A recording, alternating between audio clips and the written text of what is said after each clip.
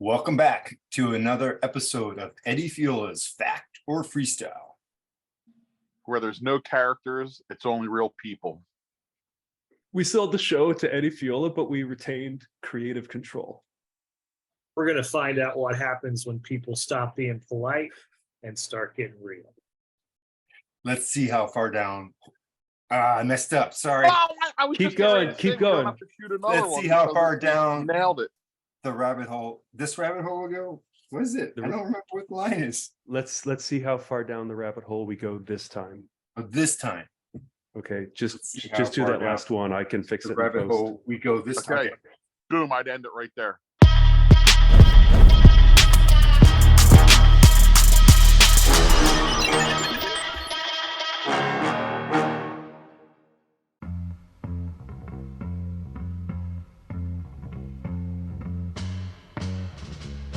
All right. Dave is a digital creator. He is a BMX Flatlander coach and host of factOrFreestyleBMX.com, Reclamation Bikes, Vans, Iggy, Haro, Flatland Assassins, Cali Protectives. Cool stuff. And there's his little link tree. Let's check out the merch that Dave has for sale. Bike it. I think actually I prefer calling it naked.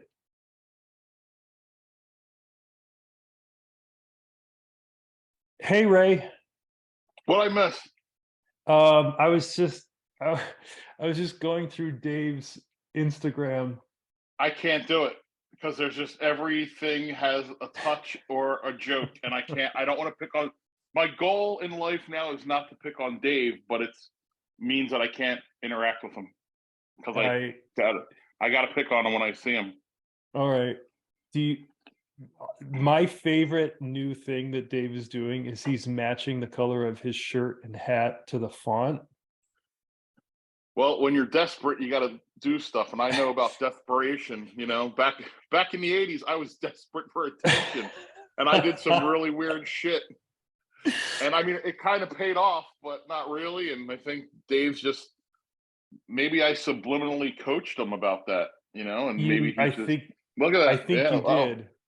All right. So I told him that he needs to, mirror the things, because he had a couple of videos where he shot it as a selfie and you couldn't read the banners in the background. Hey, Todd, we're going through Dave's Instagram and we're noticing his hat and shirt and font color. Got it. How's it going? Todd, how long can a cracker be out exposed before it's stale? These are the questions I have. Or a Never cookie? mind. No, these are 2 Ritz crackers that have been sitting out probably for 3 or 4 days. I just wrapped them back up. Don't worry about it. That ought to work. So this is a really cool photo. And yeah, if it was 1989. Wait a second. That's Mustache and no. He's old man mouth posing. He's just breathing through his mouth a little bit. It's so good. It's so good. Anyway, yeah. So Todd, Is Todd really there? Were you riding? Whoa, with the Todd's got a guys? hat on. He just watched over the top. He's got his red shirt on. Hey, look, I got my shirt red. It's red shirt day, Joe. Go change quickly. Yeah. Uh-oh. He just watched over the top.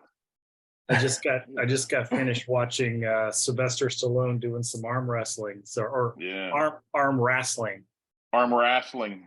So got my hat on. No, I have it's the dumbest thing ever. I have a couple of weeks ago, I had a IGI peg, and I have the nylon end caps, and I smashed one side of it. So it kind of broke, the outside edge of it broke, into several pieces. And I've had this happen a few times, but whatever. One of the pieces ended up somehow getting lodged inside my frame, if you can believe that. So oh no! So now every time anytime I do front wheel or back wheel nonsense, you hear a noise. I hear the slide up and down of. I'd throw that thing in the trash and go get a new one. So how did it get in your frame? Absolutely no idea. But I have this thing now where literally my bike, I've literally taken everything apart trying to get this thing out. I know how to get it out. You need a magnet. You need a little magnet. I tried that. Well, I tried that too. I tried a magnet, but it's nylon. It's nylon, so I don't think that's going to work. Oh, the thing is nylon. Okay, yeah. No, I would just try to vacuum cleaner right now. Right now, I've been trying like the vacuum cleaner, trying to figure out what I can get. Like this would make a great YouTube video. How to get the piece? It could be a contest. Hey, bring here. I have, believe it or not, I solved your problem. To fish this out. Here's the thing: you bring the frame, only the frame you bring to Buckeye. You set up a booth, and for $3, you get 2 minutes to try and get the piece out. And then if you want another try, you get another $3, and then you eventually there'll be some engineer guy there that'll be able to figure out how it is and what it is, and they'll get it out, and then whoever gets it out, you can give the money to, because we don't make money, we just give it away. This is the funniest thing. Oh my God, Ray, this is just incredible.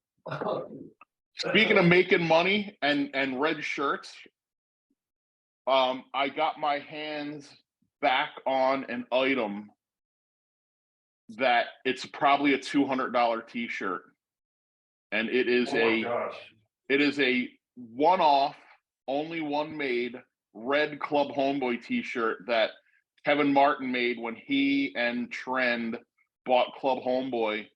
They were going to have a Christmas party, and Kevin made a red Homeboy shirt, and my friend Dave Pack got it, and then he's in town, which means he's like down the street from my house right now, and I told him to like gather up any of his junk he doesn't want, and I'll buy it off him and take it up to Buckeye. And he's like, "Oh, I have that red Homeboy shirt still." Wow. He goes, it's just too big or too small, or I forget. He goes, "I never really wore it, but you can take that up too." So that thing's got a $200 price tag on it, maybe more. We'll see, because there'll be some maniac that'll want the only for sure red Homeboy t-shirt. So tell me how they arranged the sale of Club Homeboy. I think the magazine was going under, and they gave Kevin Martin, I think, was working at Trend at the time. Oh, and just a disclaimer, because I got a little flack from something I did last week.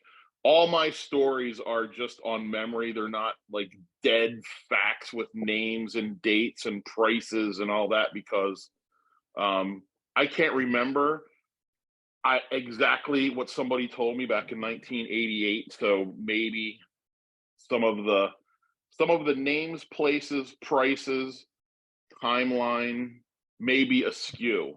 Okay. But I'm not doing it on purpose. You don't have to do disclaimers. Okay. Well, anyway. All right. So I got a plan for this. I got a plan for this. They're gonna make a video, okay, for authenticated purposes, and then anyone who has information to correct on the record of that video, they can make another video. Okay. Sounds like a plan. Hey, do you think Dave's hat matches his font? Dave, who gave you the idea to match your hat, your shirt, and your font on Instagram? Who fonted? I hired a new professional marketing person. They're all about building personality. He's costing me a lot of money, Joe. No, I Did you just say thought of that he myself. costed you? Did he It costed did. you? Did you say? Are you still at that costed, yeah. preschool? Costed you? I just thought of that on my own. He's getting ready I to know you blow it did. up, Ray. Blowed it up. I can't wait until Dave gets massively famous and then he's doing all these like ESPN Ew, interviews. look at that. Like, well, I was screwing around with these three Hey, nice friends try, of mine that kept just making fun of me and give me bad advice. And then I paid this guy $42,000. He paid him. He paid him $43,000 to give him advice on social media, and then it worked. Oh, yeah. Where? Hey, guys, Look will at you say Dave. hi to my homies? Are Will they you say all hi to my the homies? potato? Yo, Yeah, what's my up, homies, guys? man. He's all over Exactly. it. Yeah, these guys. It's a lot of practice, many years. It's really easy. I can show you a trick right now. Oh my You gosh, sure? I Dude, I'm love old, when dude. when All right. Dave does the famous Hit thing. me up later. I'll Sh- get you. Put some pads on you. You're good to go. Does he have a go-to trick when someone says do a trick? So, Does he, what? he probably has the Yeah. go-to one that he Yeah, only give me a touches second. on a little bit. Here, Yeah, hold my phone and I'll mostly in show you action, this but I do trick that I'm stuff. going to do. Yeah. Yeah, here, hold my phone and I'll show you a trick I'm gonna do. Okay. This is we could do what was like that. Here it comes. What- Oh. I could teach you this Swivel? trick in like 5 Yeah. minutes. I could teach you this trick in 5 minutes. Oh That's my his gosh. angle. Yeah. Okay, This is Oh, we yeah, could yeah, tell yeah. Dave to do Take- anything right now. Actually, we can. Why don't we just This is not even my town. why don't we just produce Dave? So Dave, tell us where you are. Well, he's So not in we this are town. on the corner of Edwards and Central, and it's the Pear Blossom Parade in Medford, Oregon. It's a really long parade. I've already gone through it once, so now I'm coming back for a second round. And what I do is I fill the gaps. So look right here. I'll show you. See this gap? Yeah, There's a gap right there's the there. gap. There's an official, unofficial gap. So I'm going to hand the phone off. to It's an someone. See this gap? hand the phone up to somebody and just say, hey, can you film me for my movie? Yeah. Okay. Hold on Can just you a second. film me for my movie? I'm making an autobiography. Hey, Ray, if Yeah. someone takes off with Dave's phone, you have Find My iPhone, right? Can you film me for my movie? Yeah, I can find Just it. hold the phone like this. I'm going to do a trick. Just hold it like that. Yeah. It'll be at Okay, the here we go. nearest pawn shop, I bet.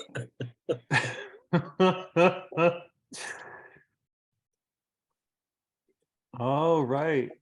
Fell a little bit off. It's 1985 all over again. Look at this. He's filling the It's a gaps brain- in a parade the 19 way there it you is, filled 1980s, the ad space 1987. in magazines, Ray. So 1987, Yeah, exactly. 1988 all over again.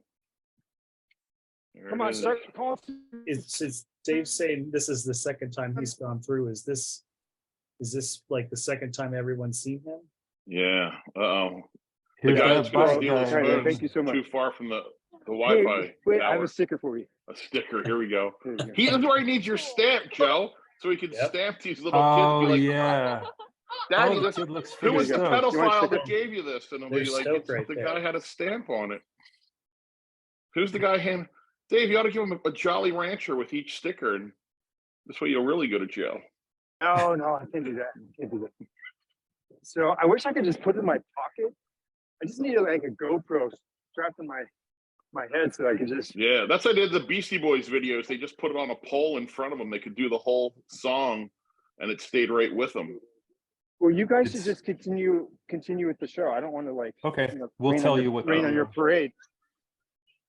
So It let's looks like it's talk going to rain about- on your parade there. Rain on your parade. I can't see the sun. I just see I the have big never. cumulus. Hey, I do. I mean, we actually use that in context. When that must be NBD. What's Rain that on the mean? parade. What's Never been MDB, done. Todd? Oh, never been Never done. been done. Okay. Yeah. Yeah. Okay. All right, so let's So- talk about Ray on Brantmore. Yeah, Ray. Oh my gosh, you did such an amazing It job. was so good. Oh, You were Dave, how so well did I good. represent you, though, little buddy? Oh my God. I know, represented my- Dave Norrie's Bike Academy like I was getting paid. Yeah. Look, if he froze, he's dead. He's gone. Oh, He blowed up. He Todd, what was your favorite part my of house. Ray's appearance on Grant Moore? Just the whole thing, I'm sure. You know, I actually really enjoyed watching Brant's reaction to the stories that he had never heard before. Yeah, And, you guys already heard all that stuff, though, so it's kind of hard for you guys to watch, right? Because you already know. I enjoyed it. I enjoyed. I will hear that kind of every day. going through them. I would listen as to it always. over and over. But to see Brant, like you know, to see his reaction when Ray talks about being on the TV show Made, and you know, this girl that you know, basically, you know, went from nothing to backflipping under Ray's tutelage. It's kind of amazing, and all this seems new We're on to a Zoom call right now.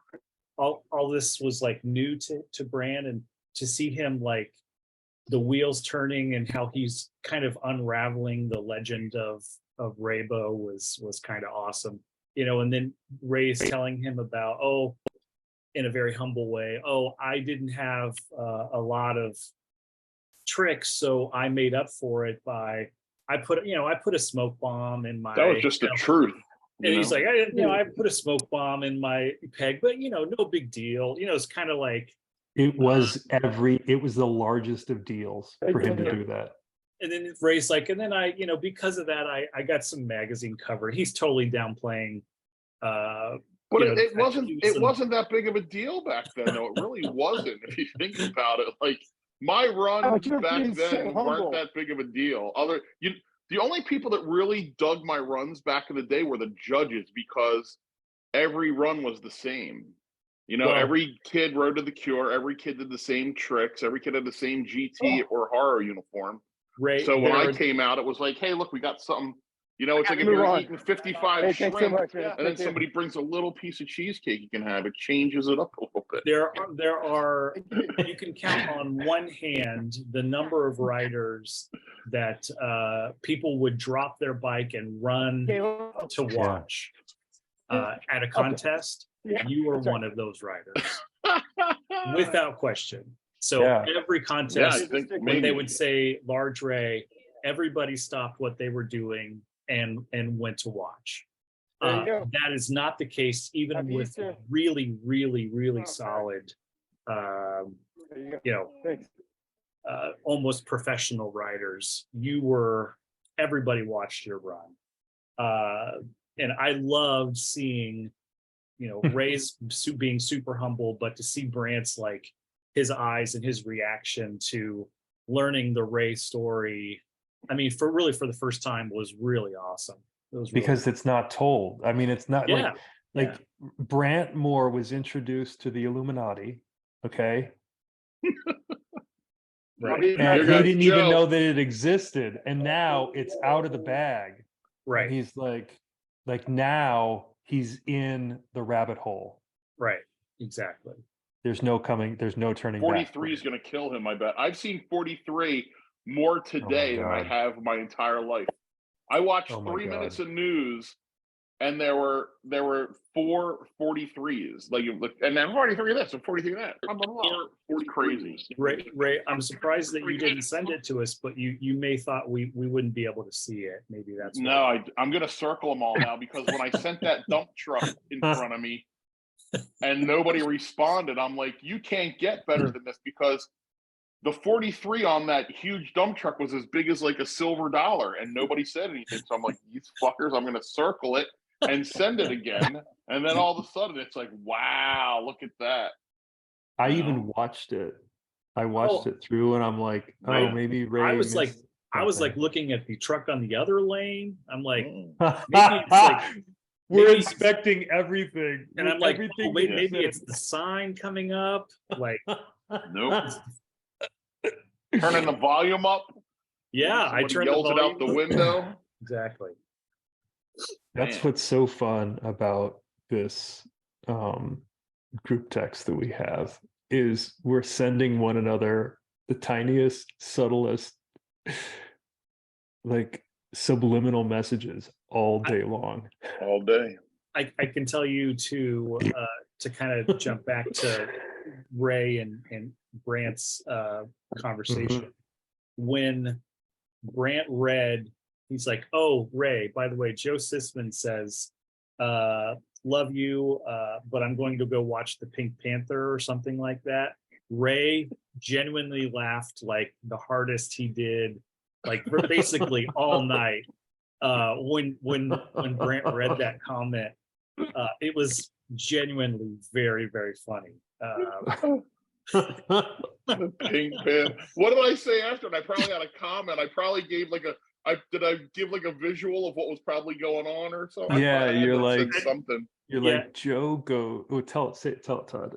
Yeah, I think that's when you mentioned something about, oh, Joe, when he comes home from work, he has to get, some type of Bulgarian wine or something. Yeah, I always mention wine and high-end food.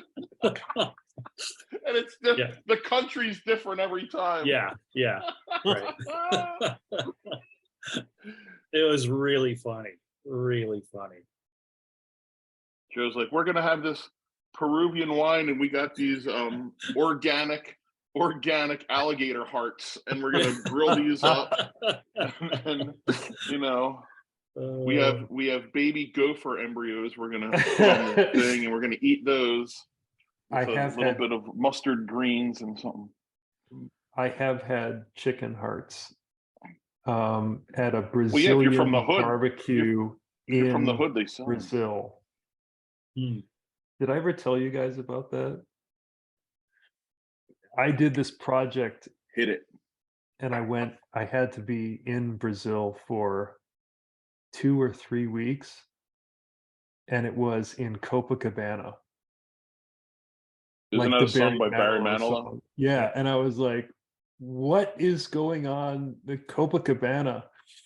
And they put me up in this hotel. I was working for it was like a telecommunications company. We were doing this project. We were building a shopping mall, a digital shopping mall that never launched. So this was well before. Anyway, and I went down on that project, and it used a language that I didn't know. And I bought one of those giant books, and I was in Copacabana at night and on the weekends reading that giant book to understand this language that I had to use. And I got it. But then I would take breaks and walk down to the beach and get a coconut for like $1 and the dude would like whack it with a machete and give you a straw, and it tastes so good. And I'm just walking around. So my dentist had told me, he's like, when you go to Copacabana, everyone down there. How soon can I say what's Joe talking about? Can I just fucking say it right now?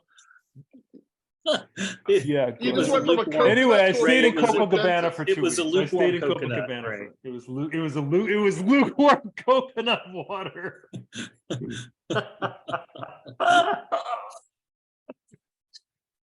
Who has the best coconut story? I actually. Joe, that story was unbelievable. That was great. I remember Joe.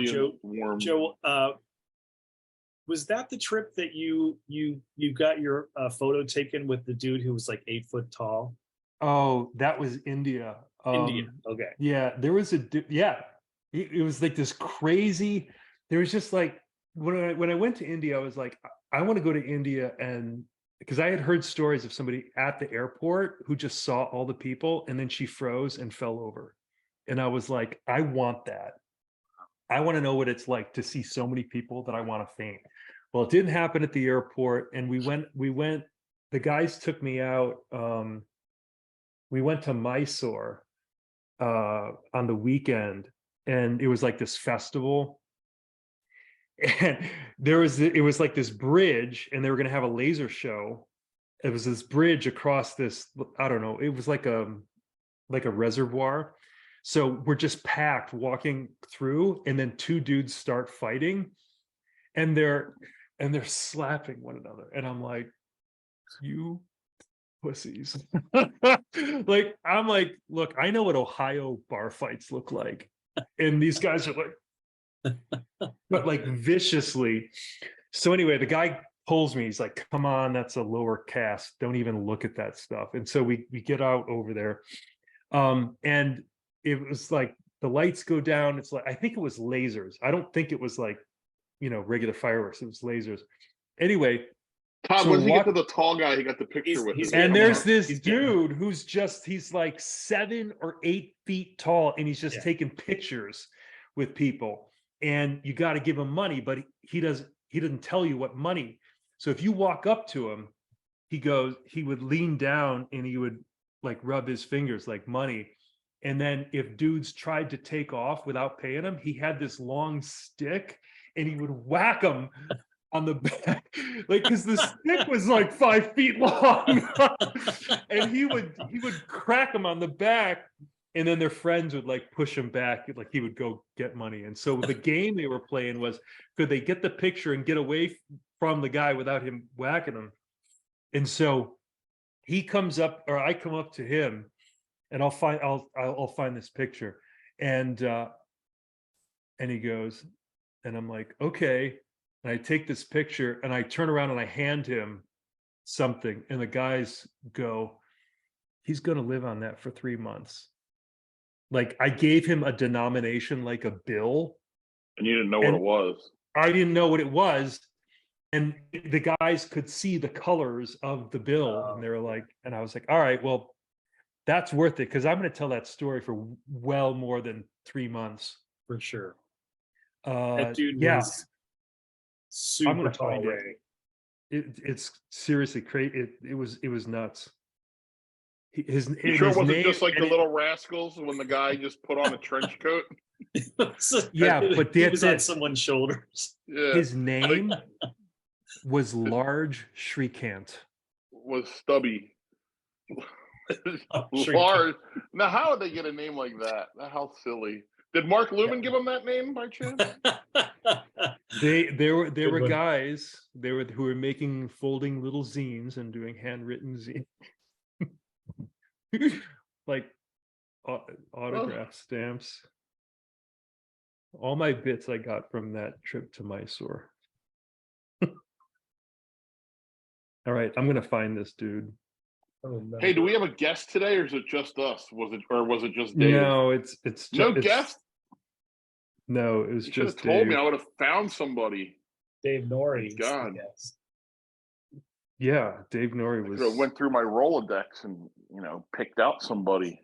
So one of us said we absolutely have to talk today, and I want to say perhaps it was Dave. He had some like news or information that he had to share. Is that right? Am I remembering that correctly? Must not be that important. He's not here. I know, what the hell? He's doing swivels. He did say he had something to. Oh, he just wants to tell us something about the Potato Dome, and it's more like a car lot now. Do you see there's cars parked in the back, and there's like a armoire and some other lawn equipment, and he's like, I put in an auto body shop. I'm like, oh, really? With oil? Oh, that won't leak or get in front of. Oh, there it is. Todd's got it. Can you see how tall that dude is? Can you move it over a little bit? Oh, there we go. Oh, it's not that tall. Yeah, that's a Little Rascals picture. You can see the head of the other kid underneath where his belly button would be. Yeah. Oh. It was two kids. It was 2 kids. Yeah, Joe fell for it and gave the guy $3 and they're living the high life. Yeah. Like they paid their rent for like 3 months. Both of them. Yeah. All right. So go ahead, Todd. What do we got? I was just going to say, so Dave is Dave has had news about the Potato Dome, but is he coming back? No, he's gone. He's got to finish the parade before it rains. Got it. He saw all those little kids and he saw dollar signs. He's like, if I can get these kids to the Dave Norrie Potato Dome Academy, I'll do a couple tricks. Their parents see it. And then they're like, do you want to go to the movies next week, or do you want to give it to this guy to show you how to do it? '80s trick. They're like, maybe we'll do that, so Dave will reel them in. Dave's working right now. Dave's working right now. Yeah, he's always working. I bet. You know what I mean? He doesn't sleep. He's always trying to just figure out a way to enhance his life while he enhances others by teaching them the sport of flatland. He's remarkable. Ray, did you hear, or what did you watch the clips when Dave was like, oh my gosh, this is going to be so much work for me? No, what happened? What was he It was gonna do? after you dropped. It was after you dropped off last week, and Dave was doing something.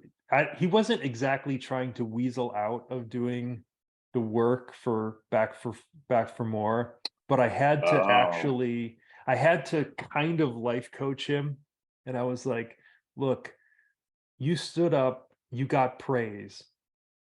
Like, you wrote a check, you got praised for making this tour, and everybody gave you all this attention, and now you can't not do it. And I'm like, it's a very bad, destructive personal habit to say you're going to do something, get praised, and not do it. And the look on his face, and he was like, and Ron wants a 9-foot quarter pipe, and I'm like, build it, make a call. And his face just dropped, and he's like, oh God, it's going to be so much work. And Todd's face was just like, oh yeah, oh, it's going to be a lot of work, Dave. A lot of work.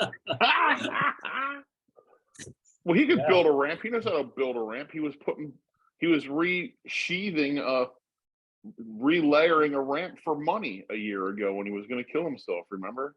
I do. He knows his way around a quarter pipe. You just go get some wood. You nail it up. I mean, there's plans for it in the '84 BMX Action. There's plans for that ramp. He can build it. Josh White lives in his town too.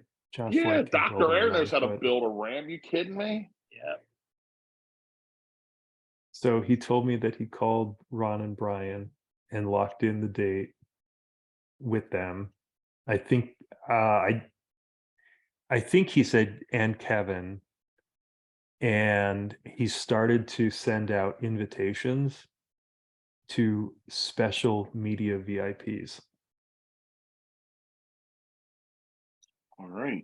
Media VIP. I wonder who that could be. He has a list. He told me this guy's name, and this guy produces, like, is actually a video producer in Hollywood. The guy and from he the loves Wiggles. Him. Yeah, it's the guy from the Wiggles. Didn't Brent ask me about? He asked what my part of this was.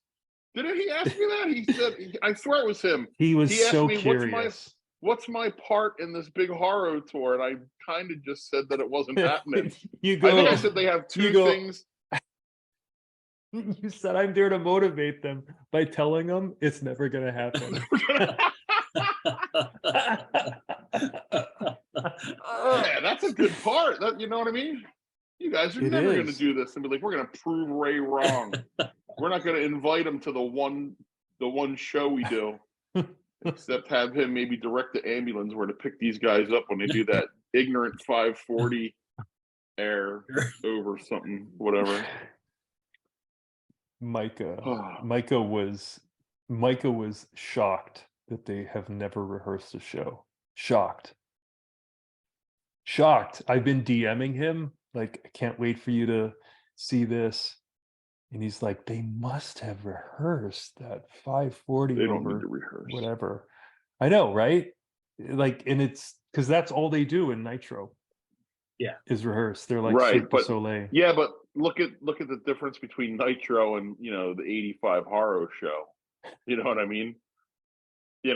Like, you can, if the main rider's not there, you can bring out the announcer to do some airs. You know what I mean? It's like, it's not that hard. It's not Nitro Circus. It's not like pull someone out of the crowd to do the triple backflip because, Pastrana has a bunion and can't do it. You know what is crazy? I went to Todd and I went to a Nitro show, and they were getting people from the audience, then they would strap them in, and then they would backflip with them. Have you seen that, Ray? Yeah, I'm out. Yeah, Travis I'm used to do it with out. his mom. His mom used to just hold on to put his arms around him, they would do it.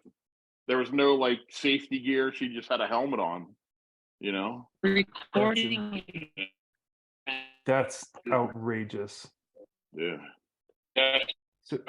So yeah, There's Dave Dave. has to do a Back for More for 24 tour in the age of Nitro Circus. He has to be shitting himself. Yeah. it's like we gotta go wax the antique car. Let's start it up. We'll crank it.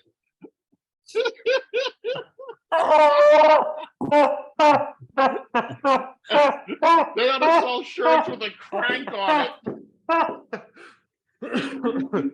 Hey, that would be great to go back on tour, huh, Micah? Where did you guys get all that fire from?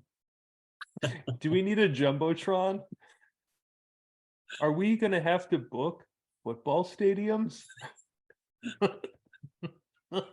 are the questions they ask. Let's compare Is the this notes what people between- like these days?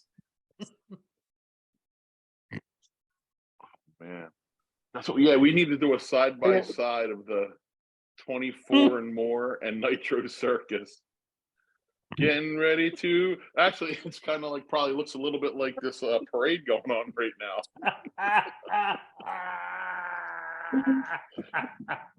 That's the warm up. That's Dave's warm up. The parade. Watch out for that stick, kid. Don't hit that stick. You'll go right over the bars. This is Dave's rehearsal. He's doing parades. Hey, Dave. I'm always He's in rehearsal training. mode. I know Dave's you're always training. training. Dave trains all the time. Ron and Brian do not train. No. Watching the three, the dynamics of the three, as Dave is getting tense for this tour is so funny. And what'll happen is they'll just go and do a killer show, but Dave will suffer the entire time. No, not the entire time. Maybe 90% of the time. Hey, I got another big gap. I got kicked out down there. Some lady told me I had to get off. So I came down Wait, hold on a second. Tell us everything about you getting kicked out of the parade. Why are you She not said, allowed "Hey." in the parade? Can't you Because show them your driver's that's license and you're from Oregon? You have to sign up or something. But there's a huge gap right now, guys. I gotta fill this gap and I'll come right back on. Dave's breaking Okay. in. Hand your phone to someone. Hand your phone to someone. Dave's living life on the edge by participating in a. They had to pay parade to that be he's- in the that he parade. Yeah, he Let's didn't have the right permits. He's like a complete rebel. He's like, I'm gonna pedal in this Let's thing. just review what Dave said. I don't know. You had to sign up or something. Or something. This is the same guy that's running the 24 and more tour. He can't even get the right paperwork for a parade. It's like, you know, Dave couldn't even get a job there handing out the parade paper to put in the kids' spokes, and he's going to do the 24 and more tour. He's bootlegging himself into a parade Yeah. in order to promote his freestyle day camp and comeback tour.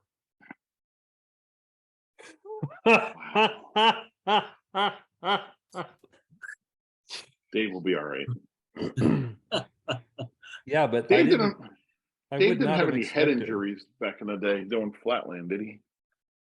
No. It seems like Do you maybe think he's a they're little off. micro injuries, like when he goes under with a Gumby, like you just Maybe. you know how you can get a bruise just from like no pressure. Something's bruised. Something in that man is bruised if he's spending his Saturday afternoon illegally joining a parade. Illegally joining a parade, but saying, wait, I have to fill the gap. And what he'll leave people, he'll leave fans to say, wait, I have to go fill the gap. and they're like, Yeah. "Oh, he's helping him And out." the other thing I And think we he's need to just point squatting. out too is that he doesn't even have like a crew of friends with him. It's just him. It's just a 57-year-old man riding a kid's bike. Like, you have to look at that as like as not, you know, a dude like us. Like, if we see it, we'd be like, "Hey, it's Dave Norrie. It's normal." But if you get like a family, you know, a mom, dad, and 2-3 kids, and the parents are in their like 40s, and they're like, "Who's this 60-year-old man riding his bike? Like, what is he doing? Like, what's this guy's backstory? What jail did he just come out of? Like, what? Like, let's get on the Megan's Law app and see if this dude is on here." You know what I mean? He's like just a old man at a parade getting kicked out. You know what he could do though? If he could get his face like on posters, and then the morning before the parade, nail the posters to the telephone poles, they'll think he's part of the act. Sure. Right. He just has to put up banners for himself. Yeah, we could make him one of those. And use the face app so it looks like he's, you know, in his early 40s. Younger. And then he could say, Yeah. "Oh, well, my agent is still using Yeah. that picture." Yeah. Sure. My fans remember me looking that my fans remember me looking that way. Yeah. Oh, this is so good.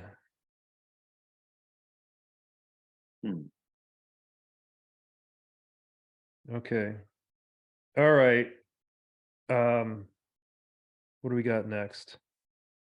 So, Ray, you made a pretty spectacular description of my job on the Brant Yeah. North show. Yeah. And I fell in love with it. What did I say? I said that you're a crazy person that talks to people about stuff and they have like no idea what you're talking about, or what Todd, what he said was how did that even come up? What were he goes, tell me about frog bars. He goes, "Can you Oh, explain to me okay. what in the world is frog bars?" And you go, There you go. "Yes." Joe Sisman is a functioning mentally ill person. True That statement. was so funny. You said he wears different shirts, different glasses, different ear things, and he controls the crowd. Right. And I was like, wow. Well, And that's so true, right? They pay you to stand in front of people and you talk about some technology nonsense and how they can better their company, right? Or something like that. Yes, exactly. Fucking, And only a so crazy person can do that. You're gonna be mentally ill. And so I thought, let me run this by you. You tell me if the following description is close to the level of what Ray described as, because Ray's description is the most perfect ever. Yeah. My job is like Matt Wilhelm's, but instead of talking to school children, I talk to technology executives and technology company founders.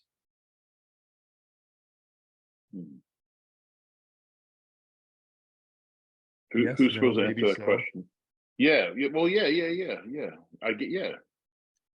Yeah. You're telling them how to further or make their technology better, or no, you're telling them how to use the technology they already created, how to use it better, or what it can do and Yes. can't do. Is that kind of it? See, I could probably do Yes. this. If you ever call out sick, Joe, call me up and I'll just go there and I'll just put on that shirt and tie and That is I'll exactly just what I should stand do. up there and start talking. I could be your stunt double. You're While gonna be my you're in stunt the double. hot tub, while you're in the hot tub, I could be your stunt double. I'd be like, "Hey, Joe couldn't make it today because he's got some type of ligament going on and he's in the hot tub, and I just wanted to tell you people, here's how you do it." Did you ride with the guys today? I did not. I didn't go down there today. I've got the frame rattle nonsense going on, so I'm been trying to figure I that could out. fix that you know who could fix that in 2 seconds? Warren could fix that in about 11 minutes or less. That's what he does. He can figure out I need that stuff. I need Warren's Yeah. brain. for sure. Yeah. How did it even get inside? Like, I know exactly how it got in. Okay, so this peg broke off. Was it a peg that broke? The end cap. Where is there an opening in the forks? Is there an opening in the forks somewhere? There are, yes, there are two openings. And then, so is the rattle in the fork or in the frame? I believe it's in the one of the rear dropouts. Oh man, so you got to do, yeah, you're gonna have to. So it went from the front fork. Did it the front fork? Did it rear? Okay, so oh yeah, we can get that out. We can get that out in a minute. hold on a second. Which peg, front or back peg broke? Back, yeah. Back peg. So and then there's we believe that it entered into, this is like the Kennedy bullet. This is it. We believe it entered into the bike through the fork. He said the Kennedy bullet. It's the single bullet theory. I know. Right. By the way, I know how that all went down. By the way, the whole Kennedy assassination. I know exactly what happened. Crazy, but go ahead. What is it? Was the problem? I saw a documentary. The guy said that they had boosted Nope. it up a little bit, and when you took No, the real version of what happened was that no, the real version of what happened was not even a version. The thing that happened was Oswald took 4 shots, possibly 3, and the Secret Service guy jumped up. That was a car behind him, and when they lurched the car forward, that's when his gun went off, and that's the one that hit him in the head, and then the front blowed out. It went through the back. Wait a second. The Secret Service guy fumbled shot him in the and head. Shot accidentally by accident, because the bullet that went through Kennedy the first time hit him and the other guy, and the bullet was like not even bent. That bullet was made to stay together, but the bullet that hit him in the head, it blowed up. And that's why they took his brain, and he never saw it again. The Secret Service was like, oh shit, Bob took the safety off his gun and shot the president in the head. What you're telling me is that he accidentally the John shot him. F. Kennedy assassination went down exactly like Pulp Fiction. Yes. When he was talking to Marvin and the gun just went off. And the gun went off. Yeah. So that's why the Secret Service they were like, wait a minute, the one guy, when they got the Parkland, the dude was like, yo, Bob's gun went off. That because 11 people smelled gun smoke or what do you call it, gunpowder on the ground. They all smelled it. Cops were like, well, I hunt all the time and I shoot my gun and I can smell it. So the Secret Service said, the Secret Service said, hey Bob, when we went backwards, you shot your gun. He's like, yeah, but I just I don't know what happened. So that's why they took the president out, and they're like, hey, look, we got to get him back on Air Force One. We got to get him the hell out of here, because they were covering their ass because that dude accidentally, like Oswald was definitely trying to kill the president, and he shot him once through the neck, but his other 2 shots missed. One hit the curb. Nobody talks about that one. And the Secret Service dude shot him by accident. And you'll find out if we live long enough, you'll find that to be true. And but that's what really happened. Where did you hear this? I have seen every documentary about what happened that day, and that is I have never heard this. Oh yeah, if you Google it, some guy in like Australia did a whole thing on just that, and he was like, okay, here's the guy. I think I got the wrong channel. I think this is a conspiracy channel. I think I got the wrong channel, guys. It's not a conspiracy. It's unbelievable, but that's definitely how it happened. You'll see when it finally comes through someday. Right after the aliens land and they tell us everything, that you'll be like, wow, remember when Ray was talking about the guy, the Secret Service guy that blowed him up? He was really right. Okay. Dave, I want you to know this is the episode that's going to make you famous. Yes. Because Ray told the JFK story. This will probably we should be fine, right? Nobody what? The government isn't going to come after you, right? Oh, right? they know it. They know it happened that way because they got rid of the Secret Service guy and the guy that made the film about it. They're like, yeah, we don't know where they are now. Can you imagine his friends? They're like, "Way to go, Bob! Yeah, Good job! Way to go! way to go!" Yep. So do we Joe, have to when you cut get this done out this, of the episode, Joe, when you get done this, Google, just Google web, get on the interweb, punch in JFK Punch in. It's one documentary. button. Yeah, punch it Okay. in. JFK documentary, AR-15 or 16, whatever the gun is, because that gun had just come out and the guy wasn't familiar with it. And there's also a photo, there's a very famous photo of the guy holding his machine gun while they're taking off. It's like a black and white photo. He shot him with a, yeah. It was a machine, it was a just boom, one I'm quick, looking at because, yeah, you'll see. Oh, okay. Okay, got it. This has been out on the interwebs. We are not breaking the story. Oh, no, we yeah, are not no, going to be no, disappeared. yeah, no. I learn all my stuff through the interweb. All right. You know what I mean? But yeah, it's actually it's a good documentary though. When there's a whole documentary on just that theory of what really happened. Okay, so let's get back on topic. So Todd, Yes. the magic bullet, you break your nylon Iggy cap and a piece travels through the hole at the bottom of your stem. How does it get from your stem? No, it can't. No, it didn't go through the stem. It went through the back where your back dropouts are. I'm sorry. I shouldn't have said stem. I meant forks. You want to go get a bike and I'll show you? Do you need to go get a bike? No, but Ray, they close that stuff off on these bikes now. The modern. Is there bikes, a hole in your bike? I have a couple of holes at the very bottom of the rear dropouts. See, I have one. Show them, Dave. Rear dropouts. That's the rear dropout. Wait a second. They have actual holes, or is that for letting the gases out during welding? I'm not sure. I'm not sure what they're for. Oh my God! Wait, where are you? What holes are you talking about? Big holes, or because I mean, there's these big. Mine are on the inside. Mine are on the inside of the rear dropouts. Really? Oh yeah, I see them. Yeah. Can you see him on this? Yeah, no, try again. Keep going, Dave. Yeah, there's two.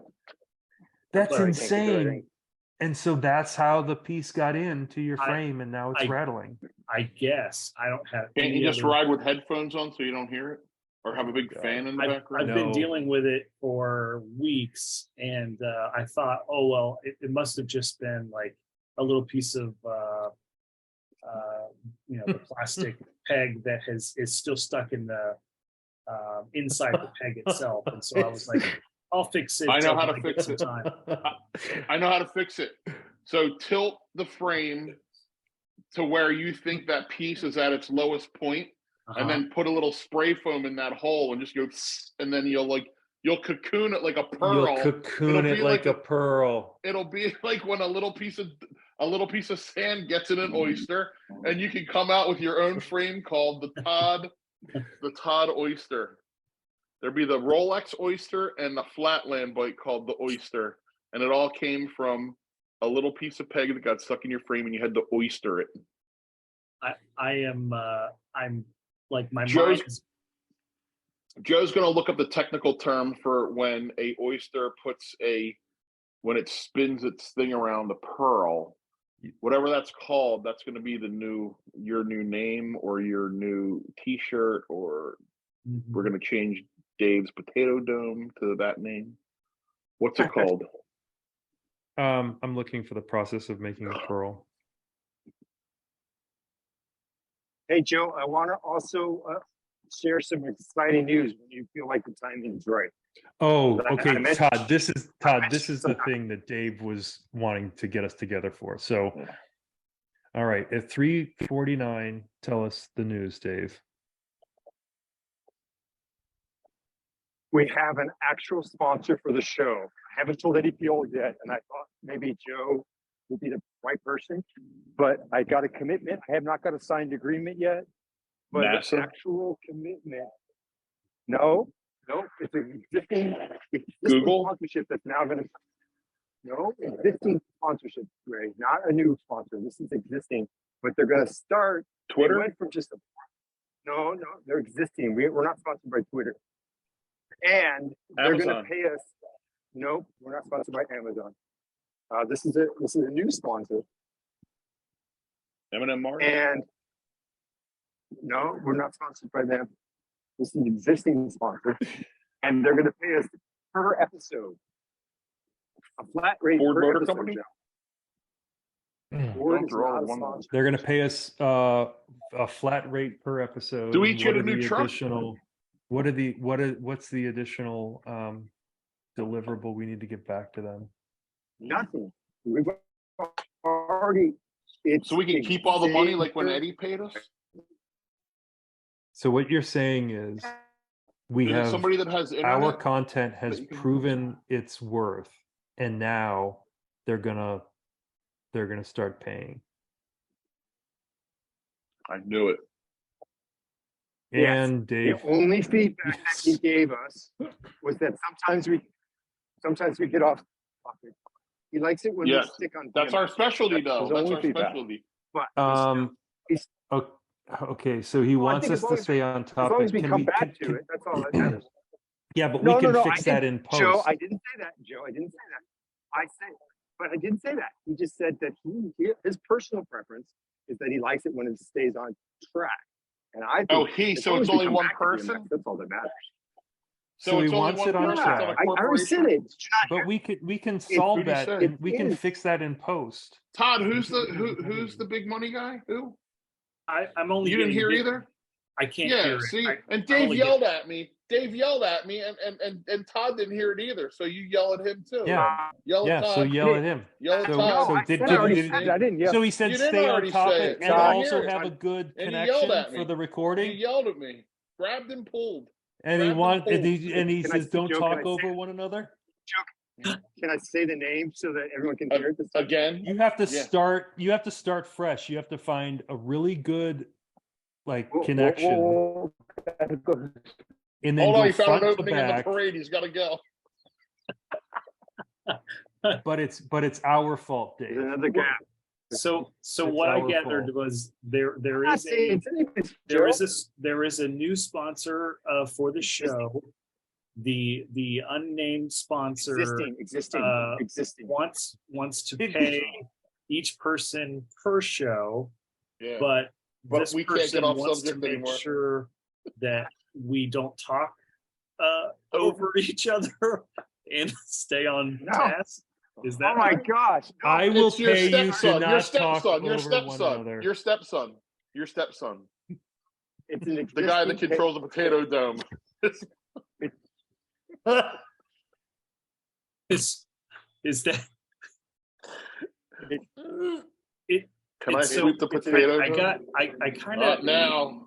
I sort Okay, of Todd, heard my Van Halen I'll albums. tell you, Todd. Okay, so it's an existing sponsor that has now agreed to pay not each writer or each personality, but each episode 43 cents an episode.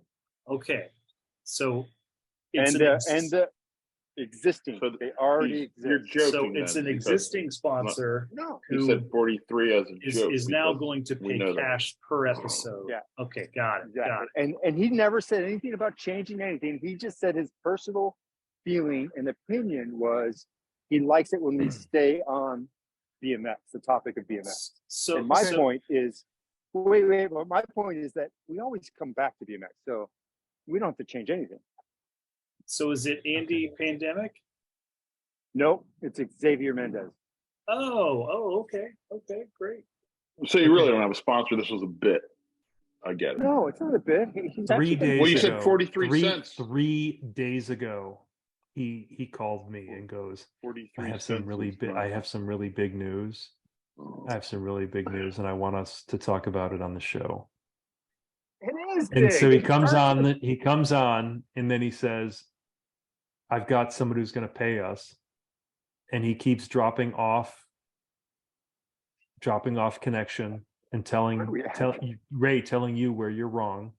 Right. And then he says, "Oh, and it's 43 cents an episode." Xavier Mendez. That wasn't really that I would funny, never I guess. say Ray's wrong. Ray's never wrong. It was a joke. It was a joke, right? It was a joke. Oh, It was a okay. joke. Yeah. I get right. it.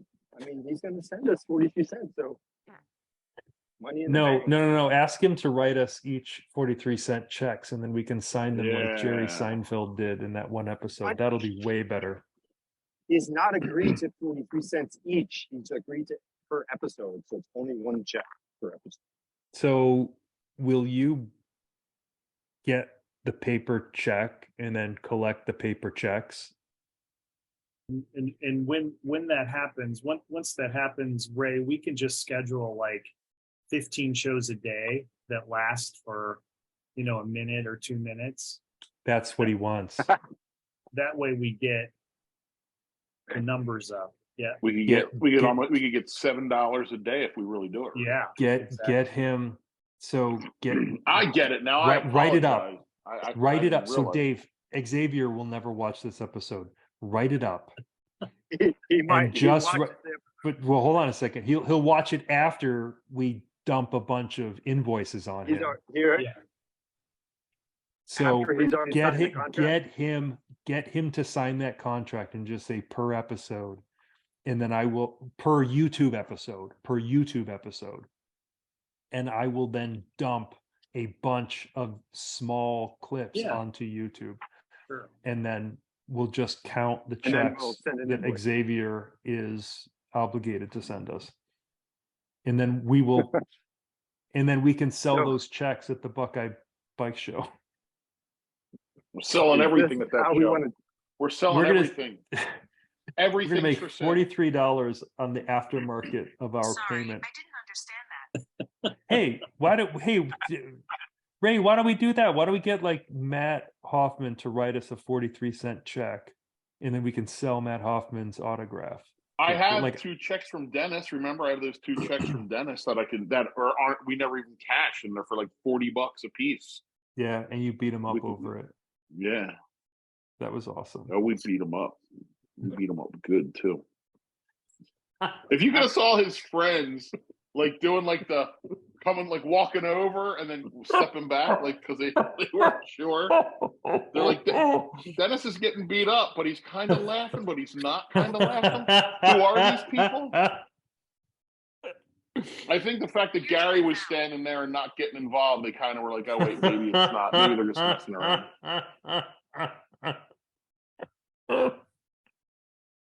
And that's not the first time Warren mugged somebody, right? What was the second I've time told you the Warren story mugged where Warren somebody? mugged the guy once, right? Like No. legitimately No. mugged the guy. No, I had Let's not hear heard it. that story. We got free tickets. I had to have told you this one. We got free tickets from Rick Thorne for the Warped Tour, and he gave us like 7 tickets, and there's only like 3 of us that went. So we had the Warped Tour ticket and like the backstage pass. And so when we went to the will call booth to get it, we like got the passes, and then there was like a girl crying because she didn't have her pass or whatever. And there was just like this whole big scene, and we're like, well, hold on a second here. Look, we have a pass right here. You can have ours. Like we have an extra one. She was like, oh my God, thanks so much. And then a guy came walking up and he goes, hey, do you guys have extra tickets? And we're like, maybe. Why? What's going on? And he's like, well, I'm supposed to meet my friend here and I don't have a ticket and I don't have any money. And we're like, yeah, here you go, dude. We're like, we have an extra ticket. And he's like, oh, thanks so much. And he like walks away. And then like 5 minutes later, we see the guy selling the tickets to somebody, and Warren is like, Oh, dude. And Warren goes over, stops the girl who's buying the ticket and be like, hey, wait, give me that ticket. He takes it out of the guy's hand, hands it to her, gets the money back to her, and you can have the ticket and the money. And the guy's like, just don't beat me up, because I'm like standing there laughing, and the guy's like, this big guy's laughing, the other guy's serious. I'm getting ready to get my ass kicked. And so Warren was like, where's the other ticket? Like, he's like, I sold it, I don't have it. So Warren goes, give me all your money, and just it was anywhere between 60 and $80. Warren robbed from the guy and then sent him on his way. And the guy just kept going like, don't hit me, don't hit me. And the guy said he was unemployed, and Warren said, I don't care. He goes, That is we were doing perfectly something nice. acceptable. Yeah, that so is Warren, perfectly acceptable. Warren robbed the guy, and then after the show, we went to Philly and got cheesesteaks on South Street.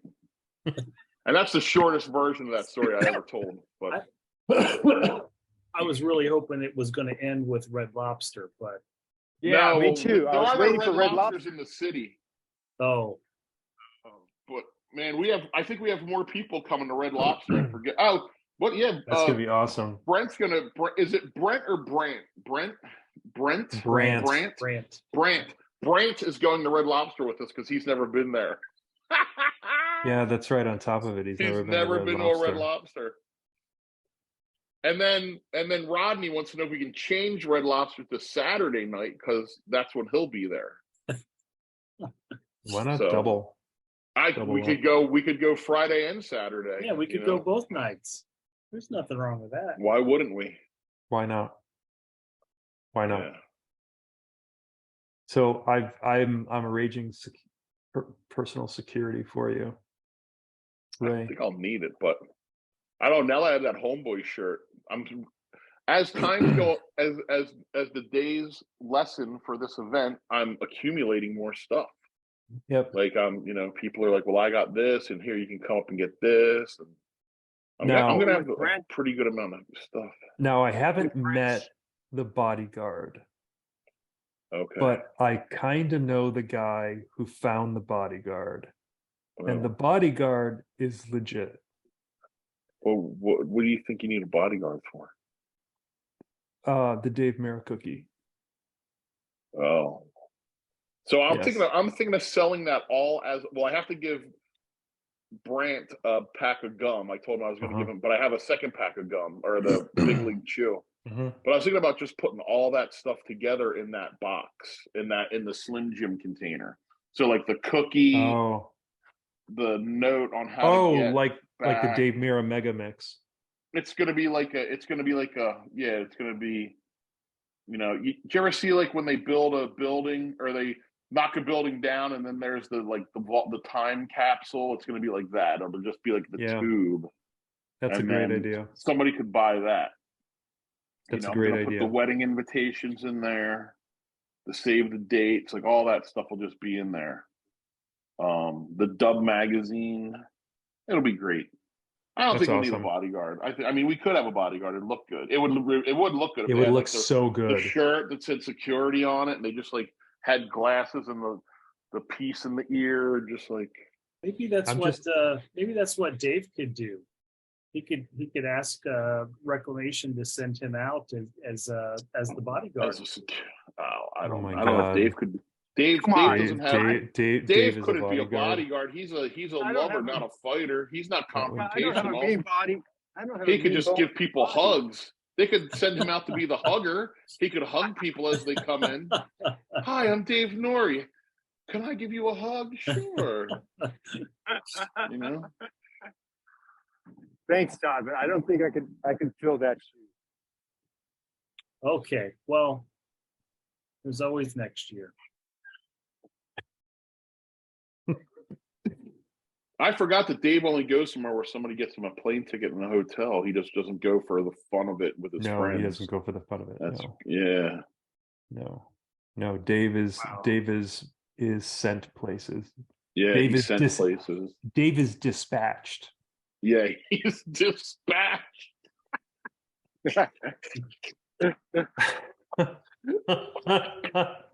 Dave, is the parade still going on? Or No, it just finished. I'm going to go do riding with my buddy Jimmy. So how much did it cost everyone else to join the parade? Oh, the woman that kicked me out didn't know. She said it was like $60. So I'm gonna definitely pay it next year.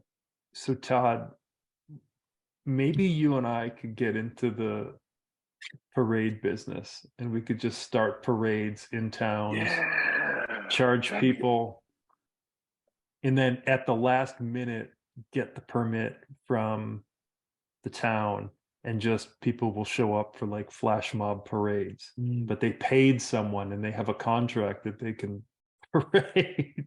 Right, right. It sounds kind of like a two hip contest. Yeah. Maybe that's what you do, Dave, is you guys just make parades, make Wait fan a parades, minute. then you show up and do a show. Yep. Think of how many people showed up, Todd. You're right. How many people showed up at the Brooklyn Banks contest, and it was just like there was nothing. There was no permits, no money exchange, and there was like 500 people there. Right. I mean, At you could least, do I think. you could do the 24 and more or whatever, and just say, hey, we're doing a show here in Minnesota, and just show up, and everyone will be there. Who needs money? You know, you just put a tip jar out, and people can tip you, so Dave can go to Red Lobster at the end.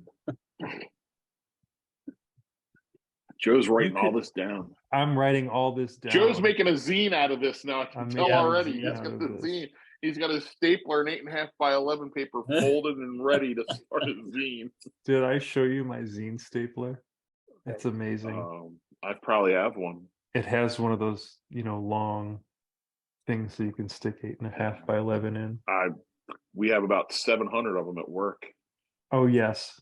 We make stuff like that. Well, now they don't even use those. They have a machine. The copiers are so high tech now. They come out in colors and different stock and stapled, and it's unbelievable.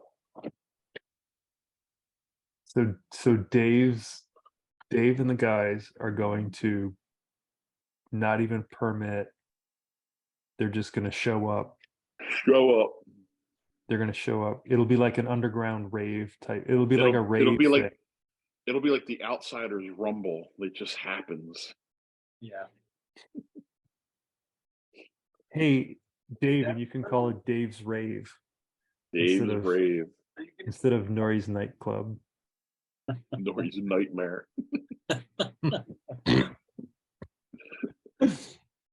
So wait, do they have a place where they're really doing a show? Like, are they really doing a 24 and more show?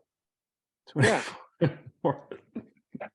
I think Are they really doing one? I think they have selected They're a couple of countries for them, right? I don't know that. But is there an actual date for this? Like, there's one that they're like, August 8th, we're going to be at the Flirter campground, and we're going to set up and we're going to do a show. They have that. We have not yet. We're having They're going to have a meeting, like, Ray. They're going to have a meeting about it. Oh, a meeting. Okay.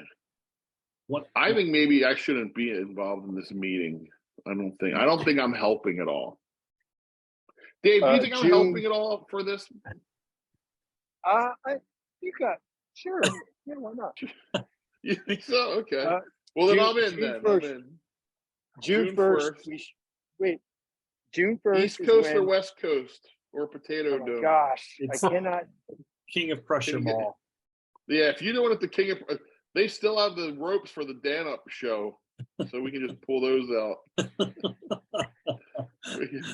It's That's not what we June 1st. gotta do. Let's figure it out. We Let's just do gotta it. find Mickey Conte, and Yeah. Mickey Conte will set Yes, this all that's up. exactly. Oh my gosh, Joe! So it's not. Google It's not June Mickey 1st. Conte, and say, would you like to come? It'll be like, oh my We god, have to get this will Mickey. be. Ask Dennis if he has her number still. Oh, It's not that would June be 1st. perfect. June 1st is the date that we're gonna. Don't worry, we're going to get have- Mickey Conte.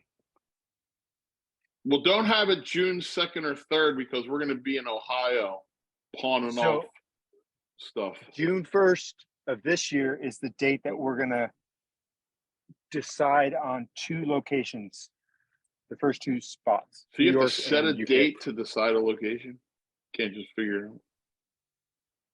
It'd be We really do. cool to have like it would be awesome to do like a Rockville show, wouldn't it? Oh, you got to do a Rockville show.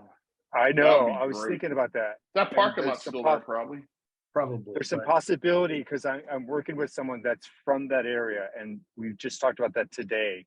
So that's a possibility. Ron is really wanting New York, but I think Rockville would just make sense. Call up that Spike Jones guy. He'll go. Spike will do Yeah, a he'll video. Actually, Spike could ride in it because he used to do the pregame shows there. Yeah. He could be Crashed your real warm-up. bad at the GT one, I remember.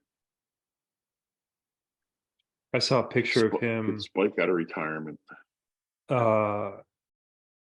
Some dude was doing a turn down, and Spike was on the deck with his camera Club gear, homeboy shirt and spiky hair. just checking looking it up. out. And I was like, Yeah. when you see dudes blasting a turn down and everyone else is looking up, it's just Looking like up, the coolest thing. All right, Dave. So You think Dave's gonna go through the drive-through here? Chick-fil-A. we need Can I get a spicy chicken, no pickles? Mickey Conte. On wheat What do you bread, think of that? the diet lemonade. Hire What's Mickey that? Conte. Yeah, if you get Mickey Conte, the way she got the two greatest riders in the sport, and She's got in him hooked on Denver, Dan and up. she's 70 years old. And she's in Oh. Denver. no, that's not She's in her. She Denver. can't be. I mean, no, she wasn't that Maybe. old. But I mean, when we Okay. were 17, how old would that? We're 53 right now. 53. How many years older was she? She wasn't that much older. She was like 5 years? that would put her at like 15 years older. 15 years older, yeah. 13 to 15. it could be her. That could be her. Hit her up. Hit her up live. See if she's got interweb. Put her on live. Where'd you Send her find the her, link. Joe? Was it LinkedIn? Oh yeah, where is it again? I think she's from I Chicago. Googled And where did it say this person lived? Colorado. Colorado. Yeah, that sounds right. But you didn't find a social media account? Not No, yet. she's not on social media. There's a phone number. Call it right now. Call it and hit speaker. You'll call it and you'll do it. You'll do it. All right. Todd said you had to. I'm looking. I've seen a couple of Instagrams here that. What's Mickey the nickname for? That's probably her real name's probably like. Can you guys hear it ringing? No, but this is great.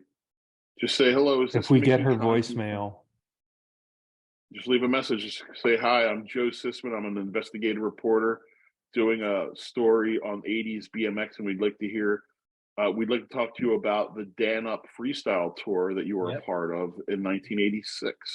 Boom! I'm a citizen journalist. Yep. And then see if she knows how to get that piece Hi, out this of it. is Mickey. Please leave a message after the tone. That's At her! the tone, please record your message. When you have finished recording, you may hang up or press 1 for more options. Hi, Mickey Conte. My name is Joe Sisman. I'm a citizen journalist running down some history of BMX.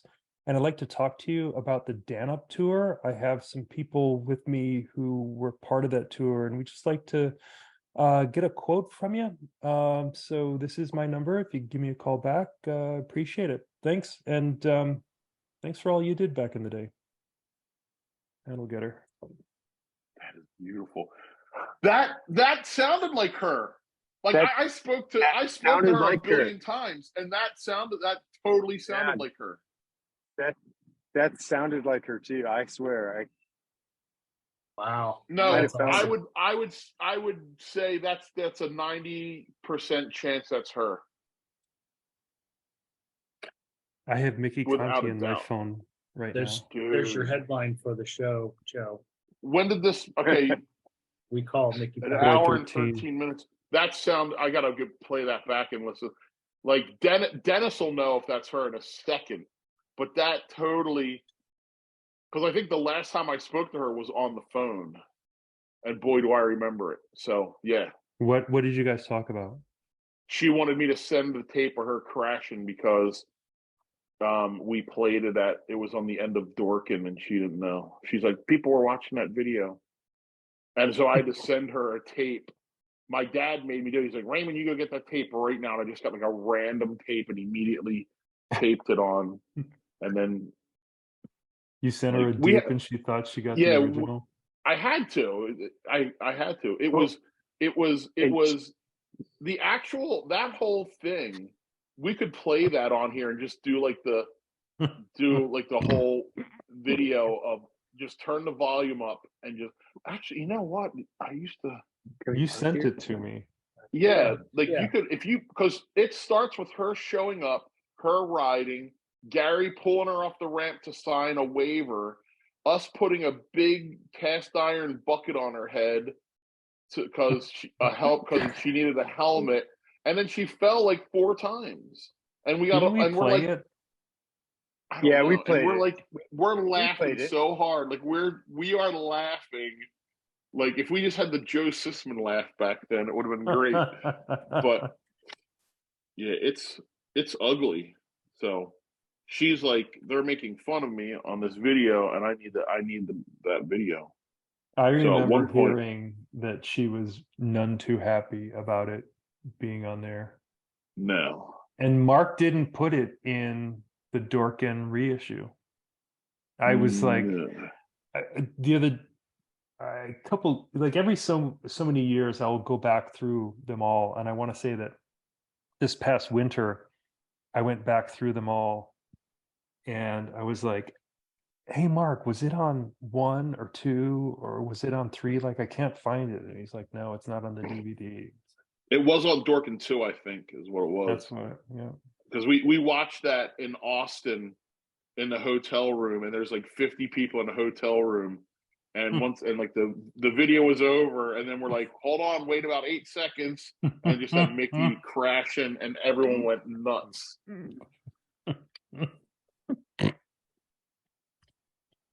All right, well, we may bring Mickey Conte back. She'll never call and talk to you.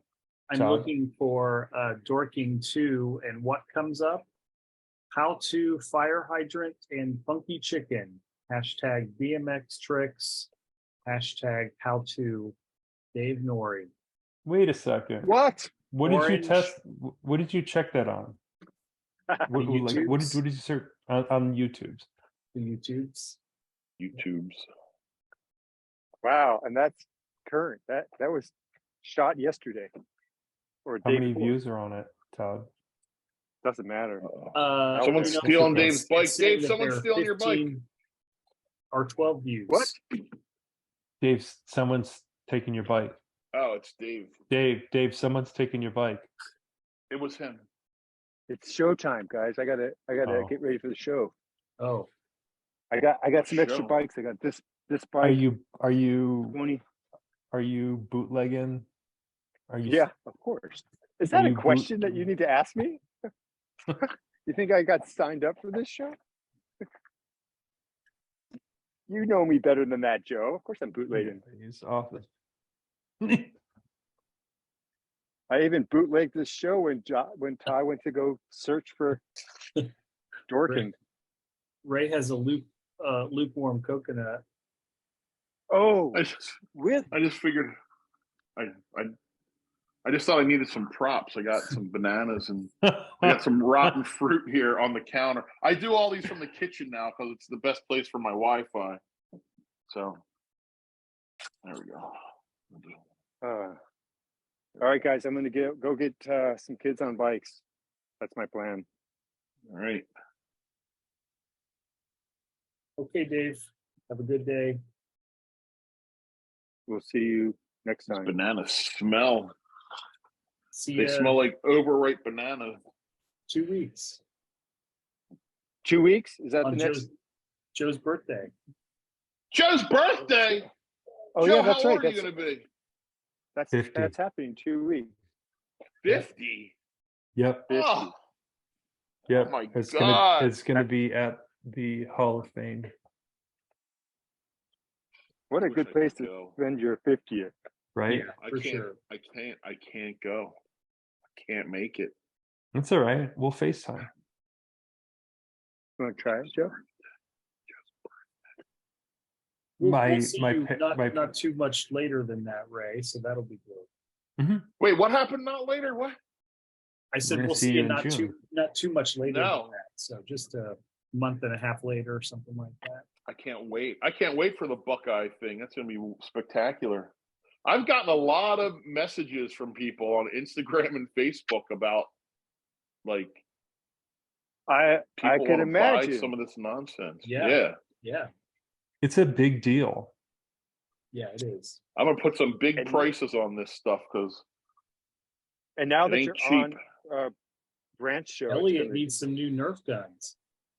Well, I'm already. I bought a bunch of stuff from Eaton, and I bought that bike and some other stuff from my friend. So I've spent already.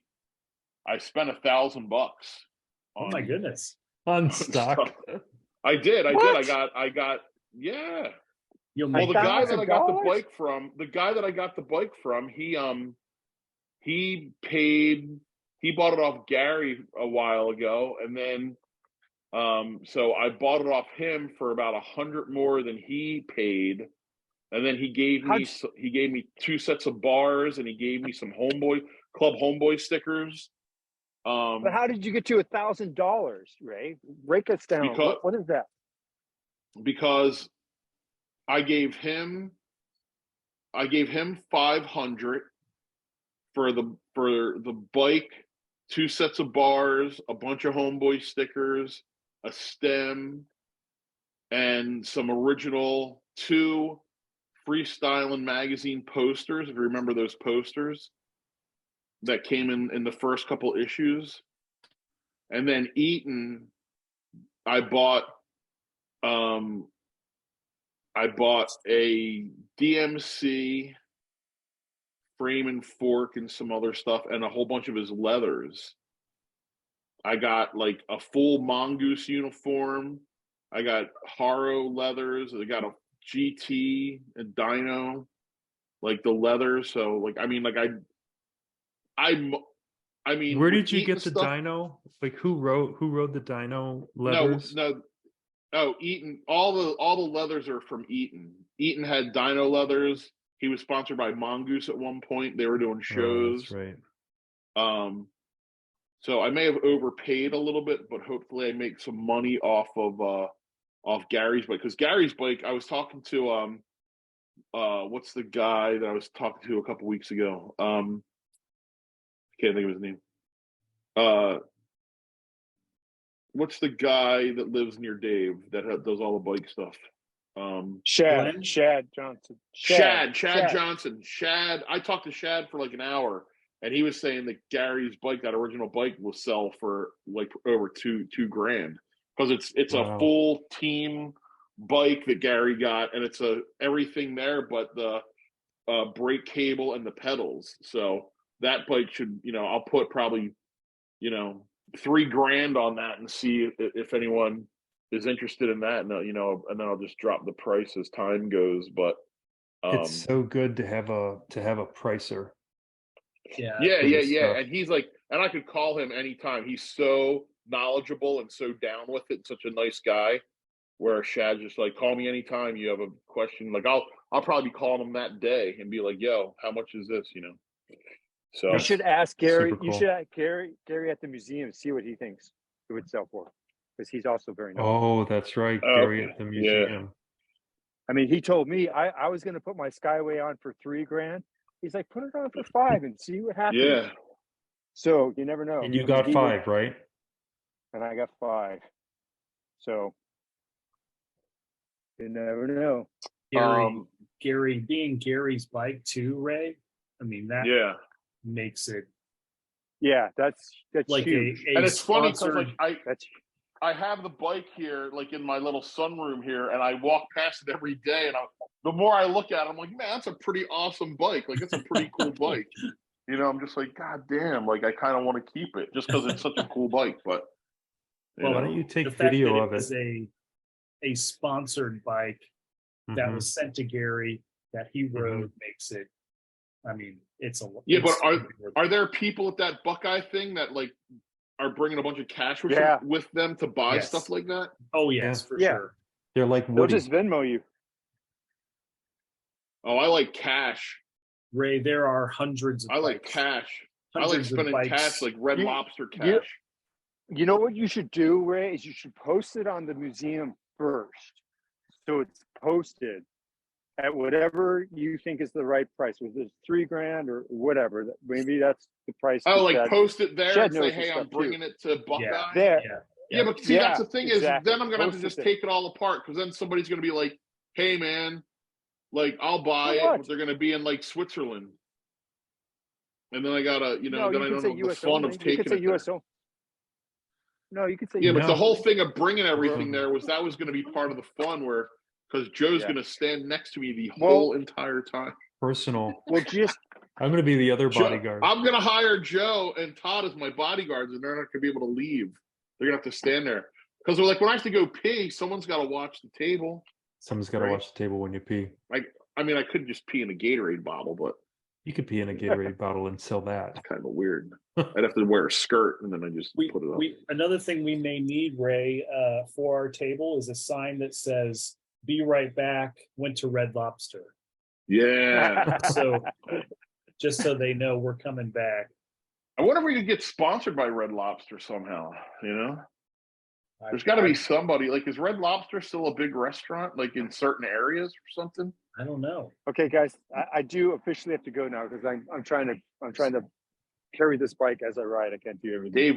Dave loves seriously gotten to go. for the Seriously, sixth I've got to time. go. He loves I like seriously gotta I've really got to go. I've Seriously. seriously got to go this time, Because- guys. because the I other seriously- 2 times he wasn't I was just serious. joking. I have people. Oh. I have people calling me. There's people. There's people. My- There's a show to My, be had. my people Okay. are calling. Thanks, you guys. I appreciate it. We'll talk. We'll see you. See you, Dave. See you later. All right. See you, Dave. Bye. Does Dave have a knit cap sponsor? The way he's rocking these knit caps. Hey, I heard that, Ray. I heard that. He's still there. I think he got the 6-pack of knit. Yeah, caps. he got like I guess Rainbow. the Army Navy store had the 6-pack of each 2 of each color. You know.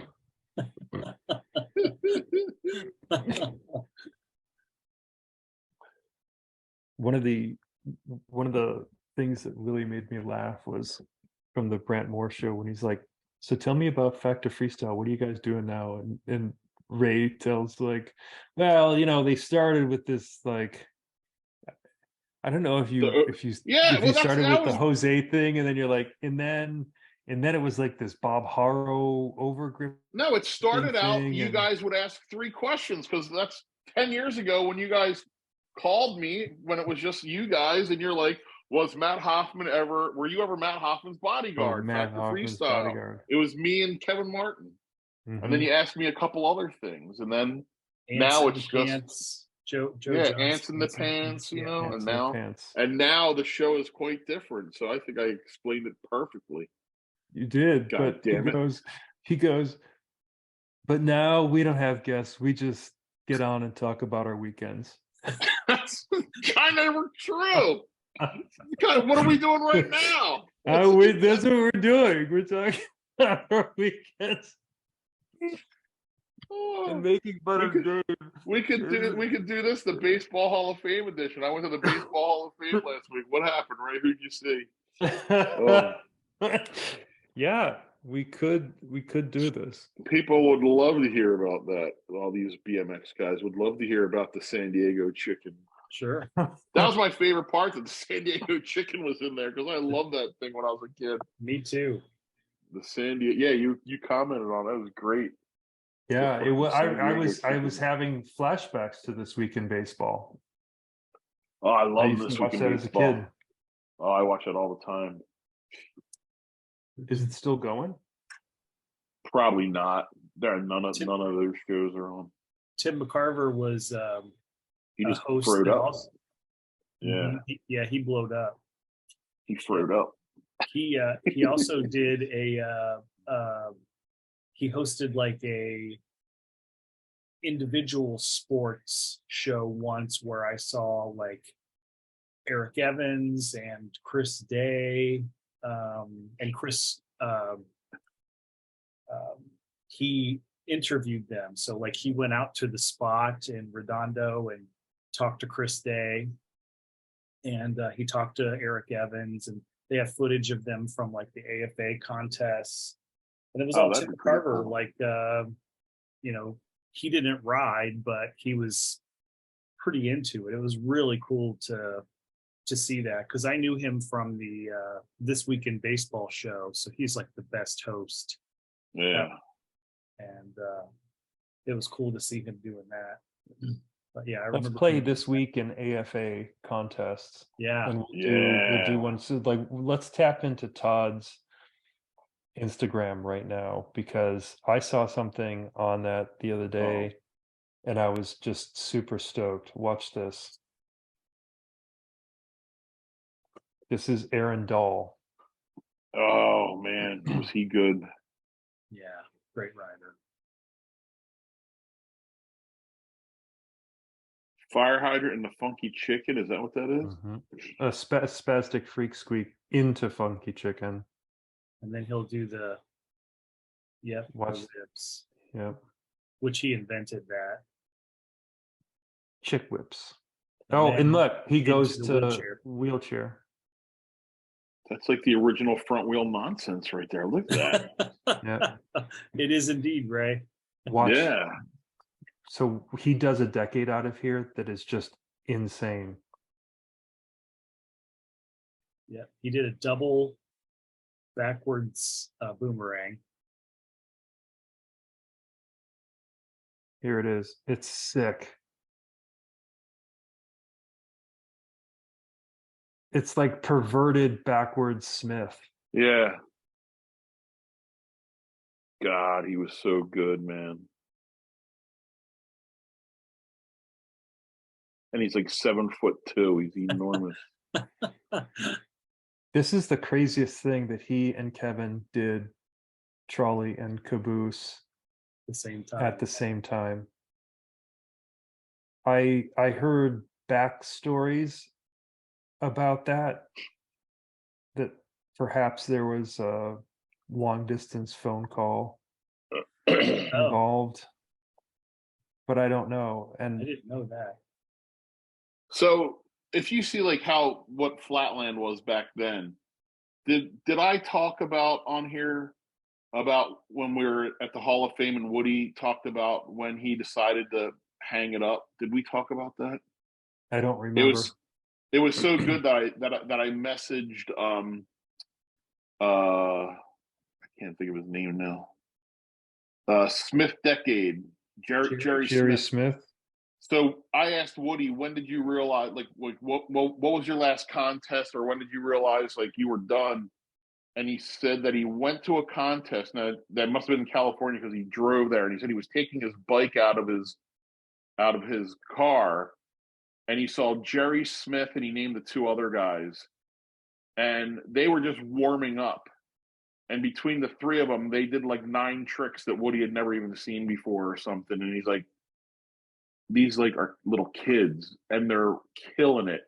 And to like maybe save some embarrassment, Woody just put his bike back in the car and drove away. Put it back in the car. Put it back in his car and drove away. I'm almost positive that's the exact story he told me. Yeah. Wow. Where he was just like, I can't compete with these guys. And I think a lot of guys had the same, a lot of those pros. And it's crazy because like in like 84, 85, 86, those pros like Woody and Martin and whoever else were exceptional. They were so good. And then in 2 years after that, there were kids that were 14 years old that were banging out tricks that they couldn't even come close to, you know? And I think the reason, and I mean, I know the reason why. The reason why is because the pros back then, they were used to the same routines, the same tricks, the same whatever. But then you get these kids that are 14 years old and they're riding for 9 hours a day with their friends, bouncing off tricks from each other. And that's why they were so good, and that's how it all, that's, I guess, how it evolved. But it was just interesting to hear Woody tell that story. But then I messaged Jerry Smith and told him that in a huge message. I was just like, dude, I saw Woody this weekend and blah, blah, blah. So He must have been stoked to have gotten that. he had, message. I knew he was stoked before I even sent the message, because I know that if you heard a story like that, you'd be like, wow, that's crazy. Like, wow, Woody Itzen saw me ride and was like, this guy's so good that I can't even compete, basically. And Jerry said he might try and go to the York Jam this year, because he's nearby. He's like in New York. So I have a few people I got a message that said like, hey, next time you're going to the York Jam. So he'd be great to see. I saw him about 10 years ago at the Matt Hoffman Bertha Big Air. Ray, the first time I ever met Jerry was at that Tucson, Arizona contest in April of '87. Yeah. And I don't know if you remember, but it rained like crazy. Yeah. Streets flooded and everything. Yep. We were riding, this was the Friday night before the contest, and several of us were riding at this parking garage. And I think it was a 4-story garage, and hang fives were sort of a, a lot of people could do them, but they were kind of like still a really, really hard, trick. He did it in a circle, probably. Jerry decides, he's like, I'm gonna see if I can do this, and he starts on the top floor and takes all the way down, like either 4 or 5 stories, all the way down to the water at the bottom. That's crazy. And you talk about like speed, holy cow, going down the parking garage, and everybody was like, there's no way he can do this. And he was able to lean in and like carve around the corners, because they're tight. It was one of the craziest things I've ever seen. That was like, he was 16 years old at the time. Yeah. Did you hear brakes squeaking? Yeah, for sure. For sure. Crazy. But still, I mean, the speed that he had to be comfortable with to be able to do something like that was remarkable. Yeah. The bike control is remarkable. Yeah. Joe actually won a hang five contest over one of the best riders in the world once, Ray. Did you know that? No. Yeah, Joe doesn't like to talk about this. Joe beat him at what? Hang fives? A hang five contest, and he won like a prize pack and everything. In fact, he beat everybody. It was thank you for telling that story, Todd. I was biting my tongue. I was hoping that I wouldn't have to be the one to tell it. You couldn't just do a Ray and just jump right in and go, I did that too. No, I wanted it to be more special by having Todd say it. But I tell this constantly. It was at the OG, the Old Torf Garage in Austin, and it was 2012. The Texas Toast, and hold on a second.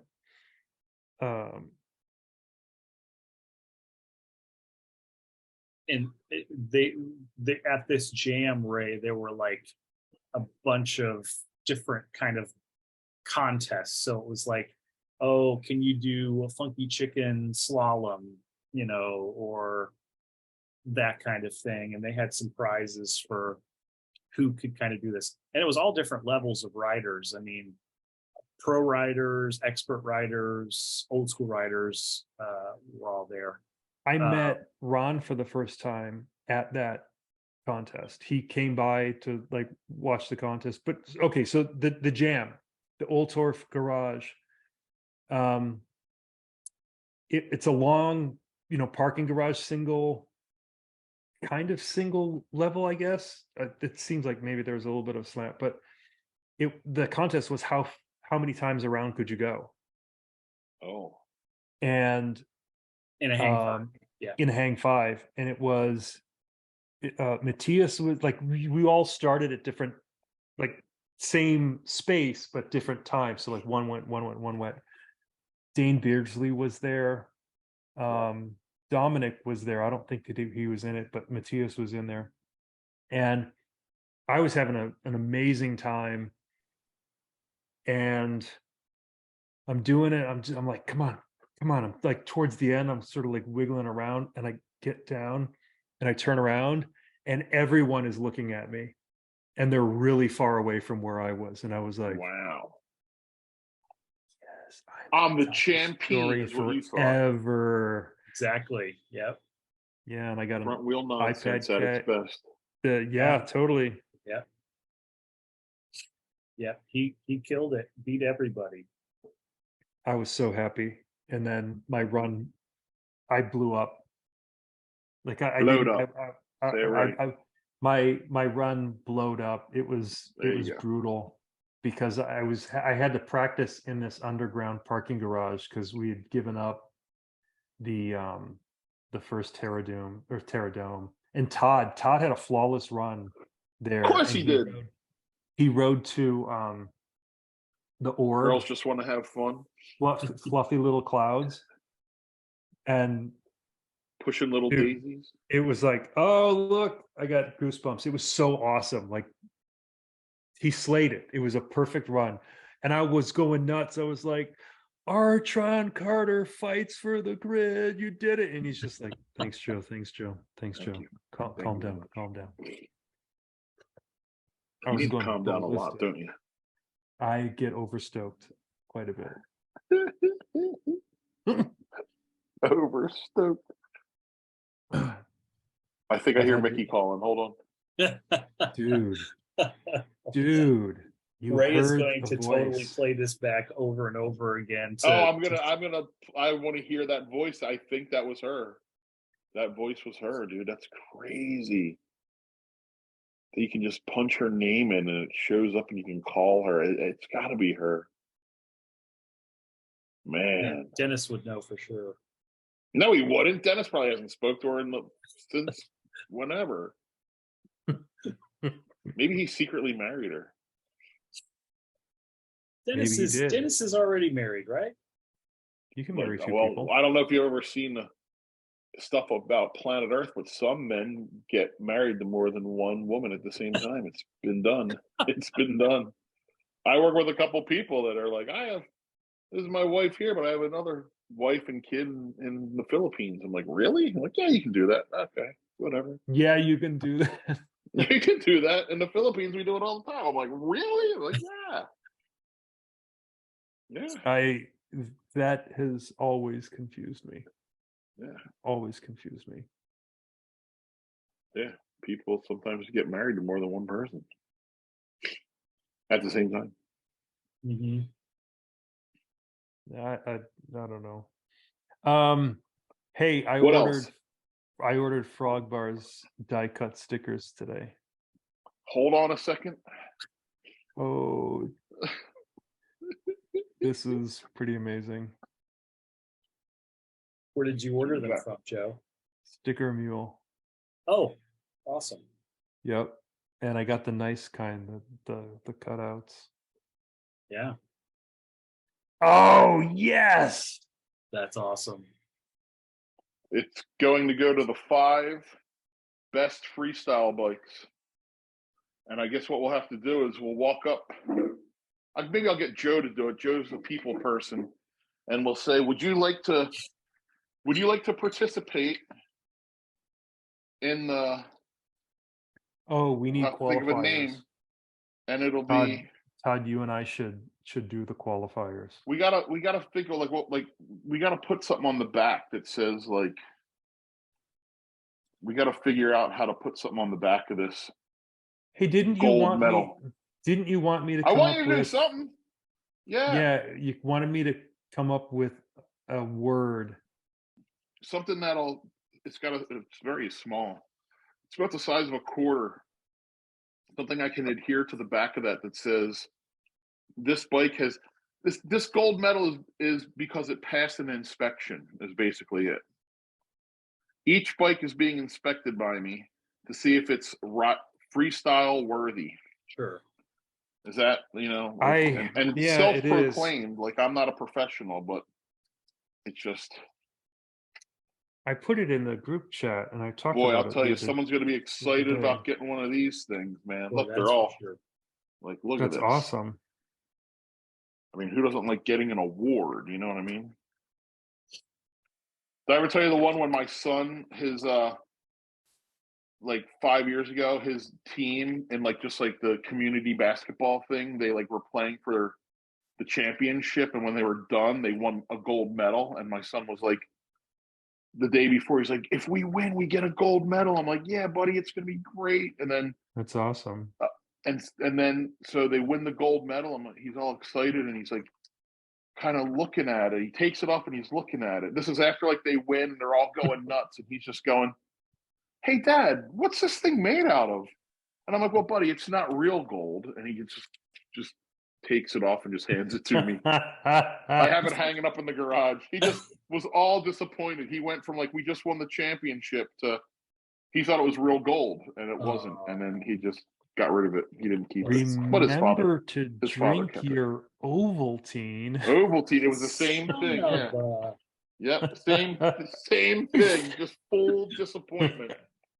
You know? Holy smokes.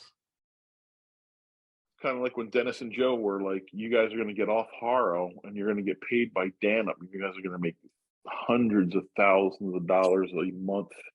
And then they just wound up going to the King of Prussia Mall and getting some Adidas stuff. And she's like, "Sorry." Same thing. Just like Elliot's gold medal. Dennis and Joe kicked off Haro for something brighter, and it never happened. Well, we had Oh some- my we had gosh. some I can't wait to nice talk to Mickey. sweatshirts. Here's some Yeah, Adidas sweatshirts. When DMC started riding in the Adidas sweatshirts, it was like it Party's took a over. little bit to took a little bit to get used Yeah. to. And I think Mickey was buying that shit. They weren't even sponsored by him. I think she was buying that stuff because I remember Carlo Griggs. This is great. This is like only I would know this story. So Carlo Griggs had to go with Mickey to the mall to try on Adidas clothes because Dennis and Carlo Griggs were the same size. So she had Carlo trying on the clothes, and if they fit, she was boxing them up and sending them to Dennis. Oh my goodness. Dennis is like, "Yeah, I got my Adidas stuff, man. My Adidas." Dennis thought he was getting Dennis thought he was sponsored by Adidas, but he really wasn't. That might be true. I don't know. Is that's factOrFreestyle? What Yeah. was Dennis, or was he not sponsored by Adidas? Only because Ray witnessed Carlo Griggs trying on Adidas stuff. Gary and Carlo were trying on Adidas stuff with Mickey, and she said, "Try this on, try this on, try this on." "Why am I trying this on? I already have that one." "Well, I want you to try this one on because you and Dennis are the same size, and I'm sending him this stuff." I was standing right there, I think. Where did this take place? Oh man. I don't know if I was there or Carlo just told me about it, like right after it happened. Because Carlo was at Gary's house when Mickey was there. Because she was trying to recruit Gary. And then I think Gary was trying on the Adidas. It might have, I wonder if it was, I don't know. I'm not sure. I don't know exactly where it was. I swear it was like at the mall, and like Mickey was like, "Here, try this shit on." Because I remember Carlo was all pissed about it. So I had to have been there.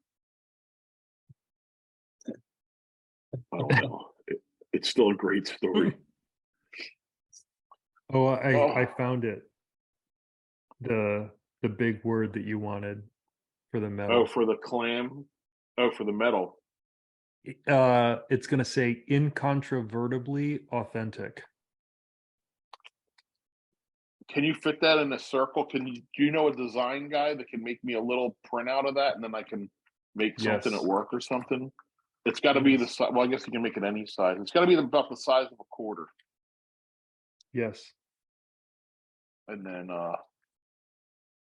yeah, I think that'll be fun to give people an award for having a legitimate bike at the show. You know what I mean? Mhm. Like, I'm sure people have won first place, but if you crank the seat to the left, it spins and it's not on properly. You know? Yeah. So Yeah. this will weed out the fake winners. It's gonna be fun as shit, man. Yeah, and then they can get a picture with you certifying it. Certifying it. That can be the certificate of authenticity that accompanies the bike. Yeah. Ray, you're going to help people put their kids through college. Yep. It's perfect. You can use the Dave Norrie stamp You can. too. Yeah. You want me to sign that? Dave, can I borrow your stamp? we gotta think of another. We need to come up with like a Dave Norrie something else. We only have the stamp. You need something else. Maybe the Dave Norrie knit cap with no logo on it. Oh, you mean like Dave Norrie merchandise? Yeah, but no logo on it because he's so low budget that there's no logo. It's just like Army Navy looking. We'll just go to like Goodwill stores and buy beanies, and then beanies. put a tag on them and Yeah, just sell them as Dave Norrie's signature beanie. We'll boil the hair and lice out of them first, and then we'll put Dave Norrie's stamp on it. It'll just be a post-it note with his autograph. His stamped autograph. Yeah. Actually, you did get some cardstock and some twine and attach it, and just it's the day. I can do it. It'll be like an Etsy store, but all we're doing is getting. What's an Etsy store? Oh, it's like an eBay, but for handcrafted things. Okay. People sell like candles and stuff like that. Shrimp rocks. The Dave Norrie signature. Yeah, they sell shrimp rocks. The Dave Norrie signature beanie caps. Hey Joe, I'm in my kitchen right now, and I'm looking at 2 different Joe Sisman stickers that Elliot's friends put throughout the house. There's one on his fish tank. Here, look, I'll show you. They're all over the place now. Angie laughs so hard when she gets into the Jeep and sees that thing on the dash. So we have our doorbell thing. And there's one way up high. And then there's our refrigerator. Oh my goodness. And you can see. Oh, I see it. I see it. Yeah. So they're everywhere. Oh, and there's Whose one mailbox outside. was that? That's my friend Tom when I was getting Gary's bike. And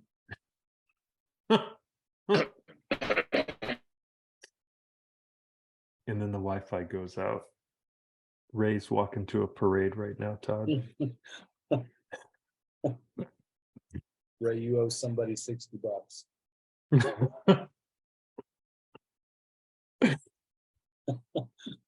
Stony is I think Stony is he appears to be fully committed to being our official videographer, video editor for the show. Yeah, he does. I really liked his meme of the swimming meme where the factor. Am I back on? Yeah, you're back. Am I back You're on? back. So what I miss? I couldn't hear you. We said that you Joe said it looked like maybe you had you were filling in a spot in the parade because we lost you for a second. Oh yeah. And then No, I'm not doing a parade. Especially not on that bike. It didn't have pedals. But Joe, I'll save you a DVD. I'll give it to you when I give Todd his bracelet and his. I love that Todd's going to hang up a AFA Sacco with my name on it. Oh, I'm gonna. You better keep my name on that thing. I Wait a 100%. second. Oh, you guys froze I'm again. gonna put it in the garage. What happened here? What is this about? Todd wants my homeboy bracelet and my certificate. Whoa! His Sacco. Wow. Yeah. And I want to know what Todd's going to do with it. It It deserves has to. my name on it. I'm gonna frame it and put it. It's already framed. It's already framed. I'm gonna keep Put it in framed. another frame. I'm gonna Put it double in frame another it. frame. Double glass it. Double frame Double glass it. it. And my name's spelled wrong. It says like Schleppweg. Oh no. Yeah. Schlepp. Yeah. It's definitely spelled wrong. My last name gets spelled wrong a lot. Yeah. I don't know why. It's very easy to spell. Just like it sounds. Yeah. The T is silent. It's Schleckweg. But there's a T in there that's silent, just to let you know. In case you're ever on Jeopardy or something.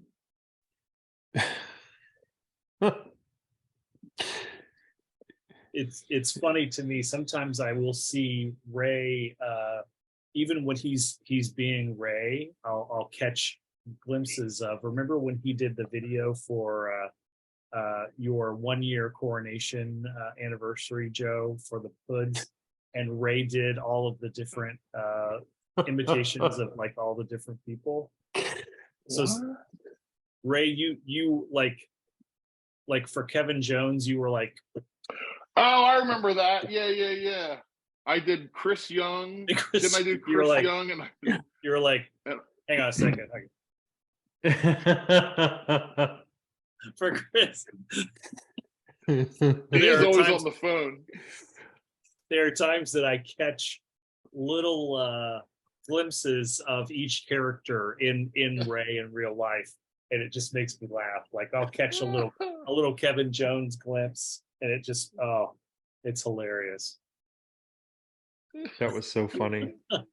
I was like, I think when I did the Kevin Jones one, I was like, hey Joe, congratulations.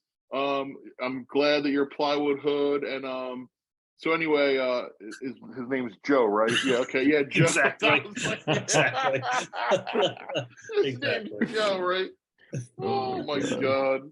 that was so funny. Oh. All right. So what else do we got? That's it. I think we're done.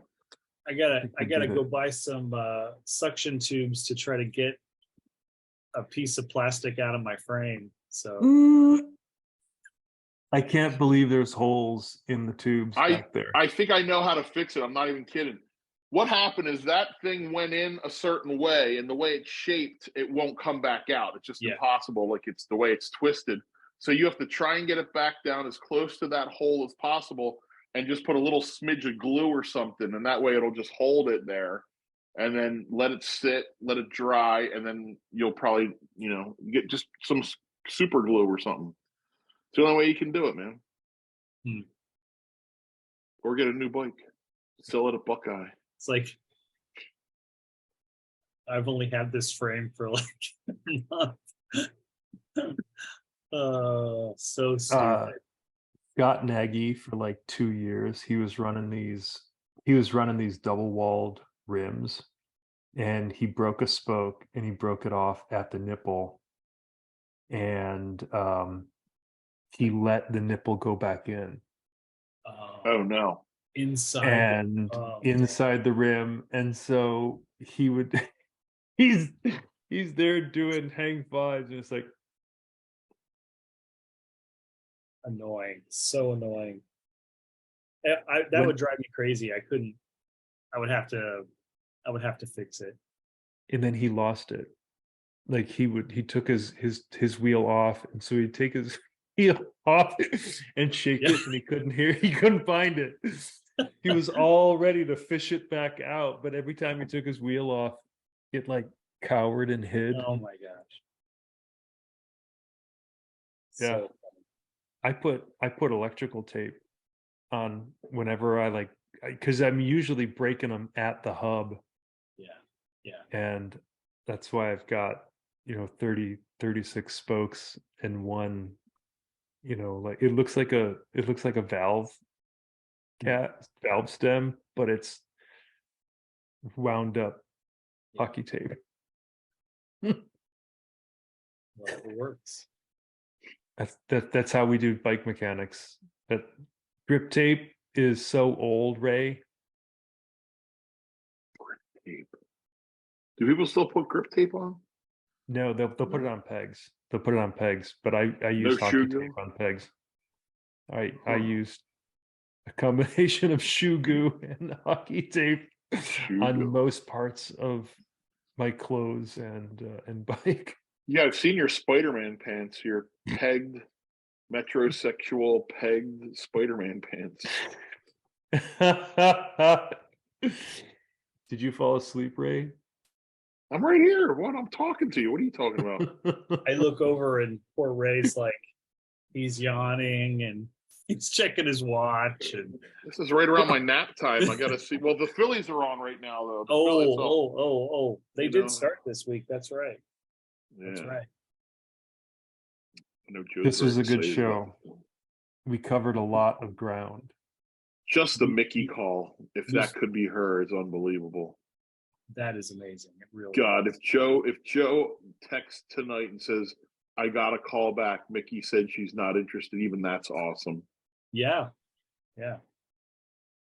Wow. I should leave her. I should send her a text as well. Yeah. You say, do you remember the boys that used to jump with the pipe jump?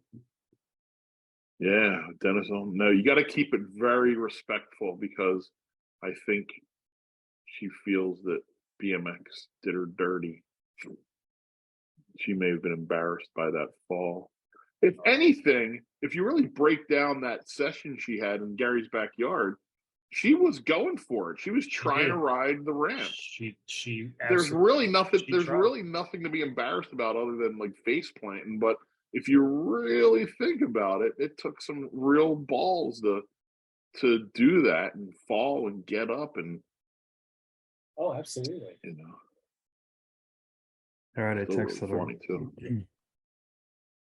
Mickey. Oh no, that was. You texted Angie. Well, by accident. No, I mean, the number isn't a mobile number. The number that I got wasn't a mobile number. Yeah. Which makes it even funnier that she's just got a landline and an answering machine with a Dan Up sticker on it. Hi, I'm not home right now, but if you leave your message, your name and number. That is funny, actually. It's like a little cassette. Yeah. I had one of those up until, God, I don't know how long. My dad had one at his house in probably like 98, 99 maybe. We still had a tape in there. Sure. Yeah. I'm thinking of By like 99, I think the phone company was like, you can just like, now we have voicemail. I still have my phone number from when I was a kid. Did I ever tell you that? Like my phone number, like, That's yeah, awesome. we like Gary's, mine was 5478 and Gary's was 4378. And, but when every time we would like get a new like cable thing, whatever, like, oh, and you can keep your landline, blah, blah, blah. So just for nostalgia purposes, we have a landline. We have a phone, but it's not charged up. But I have my same phone number from when I was a kid at our house.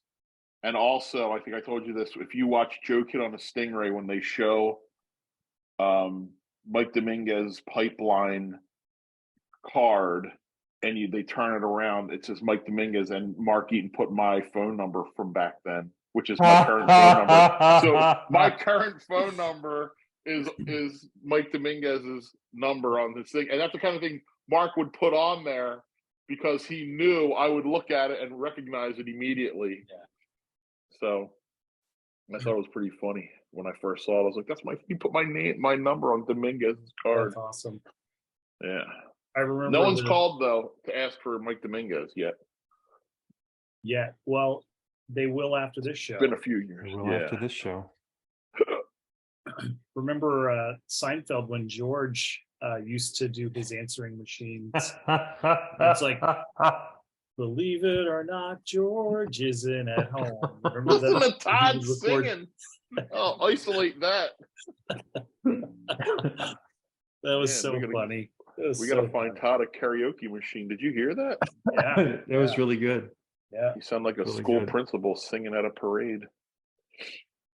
It cost $60 to do that. Yeah. What do you guys think about running ads in the local Ashland newspaper advertising parades just to see if we can get Dave to show up at a location And no one's there. where you think Shows that up and there's a there's no- parade? Doesn't seem like it should be that hard for him. Dave's, you know what? Dave seems like the kind of guy that's looking for a good parade. You know what I mean? Like, hey, that parade's tomorrow. Yeah. Like Dave on a Dave's the Wednesday. guy who's looking for a good parade. Yeah, on a Wednesday evening. A Wednesday evening after the dishes are done and the evening news is over, Dave sits down, starts looking through the paper, seeing if there's anything to buy, and then all of a sudden, oh look, there's a parade going down 4th Street starting on 12 o'clock. One night only.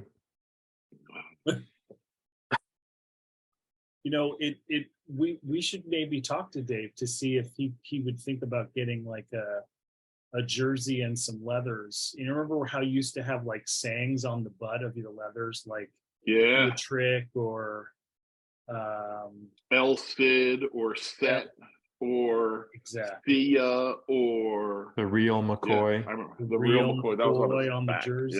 Yeah. Mhm. Yeah, that's We could have. Do you remember this one? Who had Huntington Beach Hero? Todd will know this one. If you're a real freestyle guy, you'll know this immediately. Huntington Beach Hero. Is that Martin? I thought I was with a bunch of professionals, but I guess not. Huntington Beach Hero. Back in the day, there was a contest or a show, and Ron Wilkerson, it may have been when he was on GT, and he got chased by the police and evaded arrest. And the next contest, he showed up with a jersey and it said the Huntington Beach Hero. I did not know that. Apparently, apparently I'm a little more old school than Todd. I always thought that he was like a Leucadia guy, like halfway between LA and San Diego. It was, but I think it was a contest, and it may have been the Huntington Beach contest, or it may have been before that. And so he got away from the cops, and he became the Huntington Beach Hero. Just Google web it and find out and fact check it. Google web it. Who had Do a Trick on their Woody Itson, dude. I did listen. There ain't nobody that had something on their leathers that I would have known back in the day. All right. Product of that bullshit. All right. Let me ask one. There's one more. Let me try to think what. RL had Set. He had El Cid. What did Brian Skura have? He had something like his magician. Randy Tishman was the magician. Yeah. Skura had. He had something like. That's a tough one. I don't know. It probably had something to do with his, like it'd be a show because he was doing shows. We'd have to look that up. I don't know. I thought I was with a bunch of professionals, Ray. Well, apparently you don't even know what it was. You can't do. Well, then I could just say it said I invented the Odyssey gyro. That's what it said, because you don't know. Wasn't he like the doctor? It was like Doctor something. Yeah. Or the yeah. The I thought it was doctor. Magician. The trick doctor, trick magician. Yeah, it's something like that. Yeah, you're right. It's like it was like a title for him. Yeah, Mr. That's what it was, Mr. Something. Mr. Trick. Let me see if the Google machine. There's got to Google web it and see Brian Skura.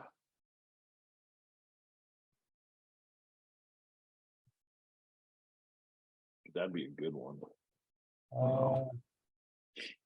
I know he had the ugly suit thing. His jersey was supposed to look like a bad like a tuxedo thing. Yeah. Yeah, it definitely said either like Mr. or Doctor. It was probably Mr. Trick or Mr. Classy or I swear it was something like that. Yeah, Mr. Classy. You're on the Who could we call? You're on the right trail. Brian Who could we call? Where's his brother Frank? Frank would know. I don't know his number. Eddie had the upside down one on the back of his jersey. Yeah. Why was it upside down? Because his so he would do plate, he always had it upside down one on his number plate, like I guess as a freestyle version of the racing thing. What did Martin have on the back of his piece? The chairman he used to have. Is it the chairman? Oh yeah, the chairman.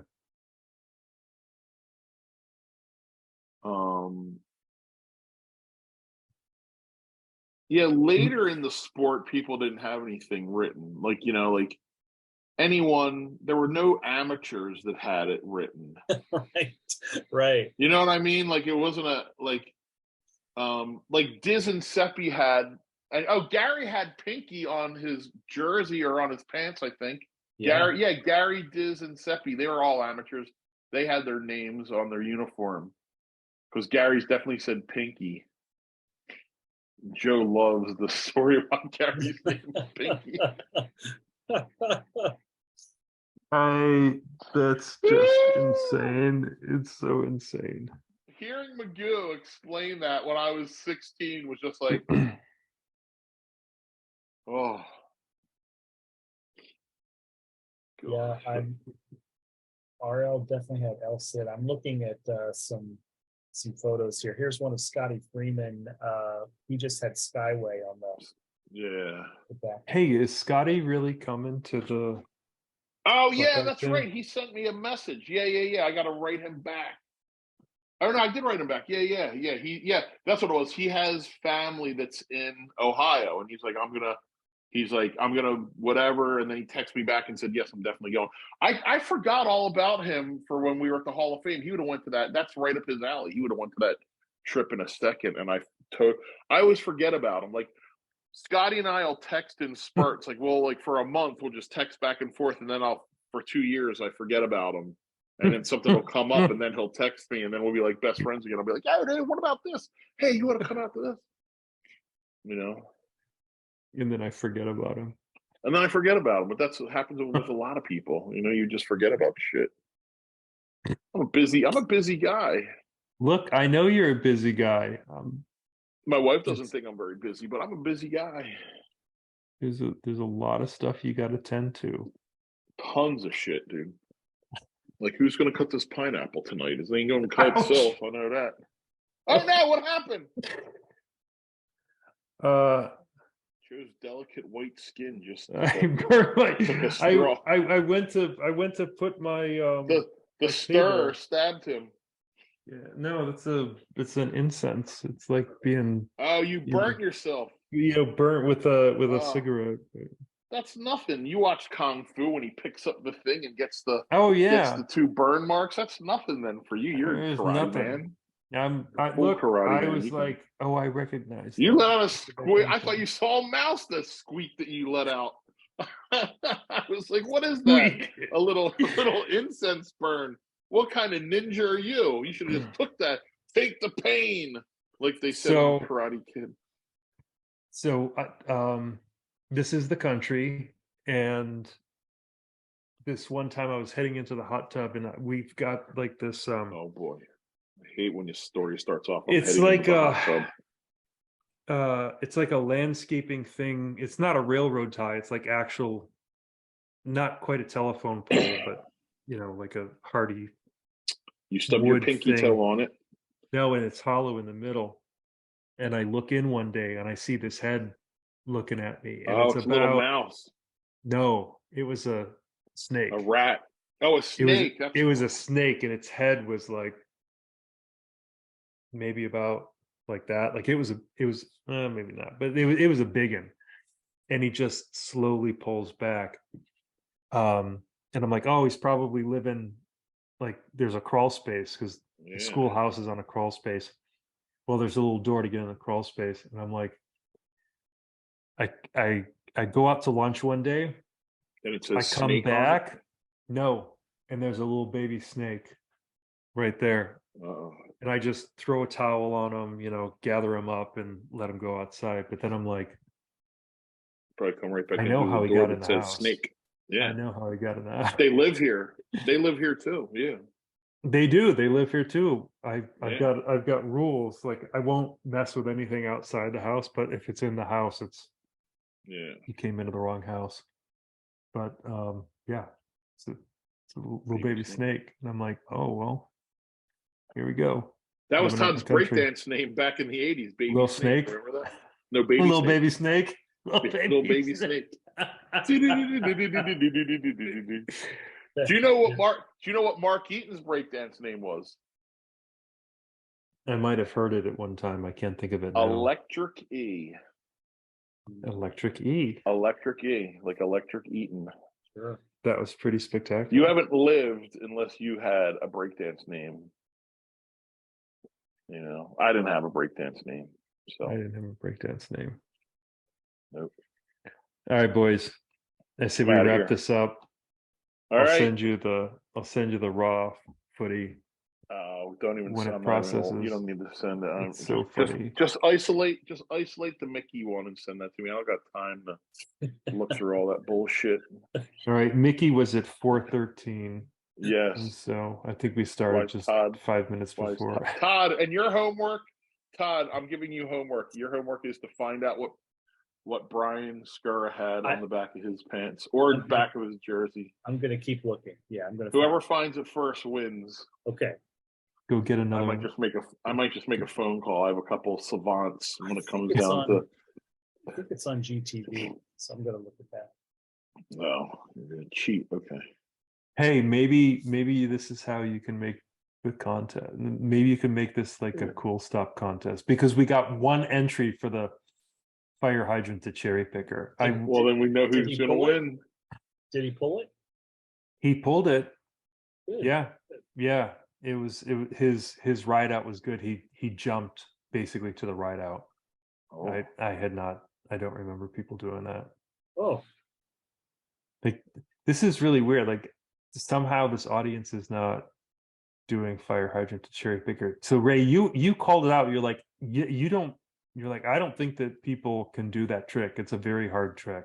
Yeah. Or I just think maybe not a lot of people watch this show. You know what I mean? Like, let's talk real here for a second, Joe.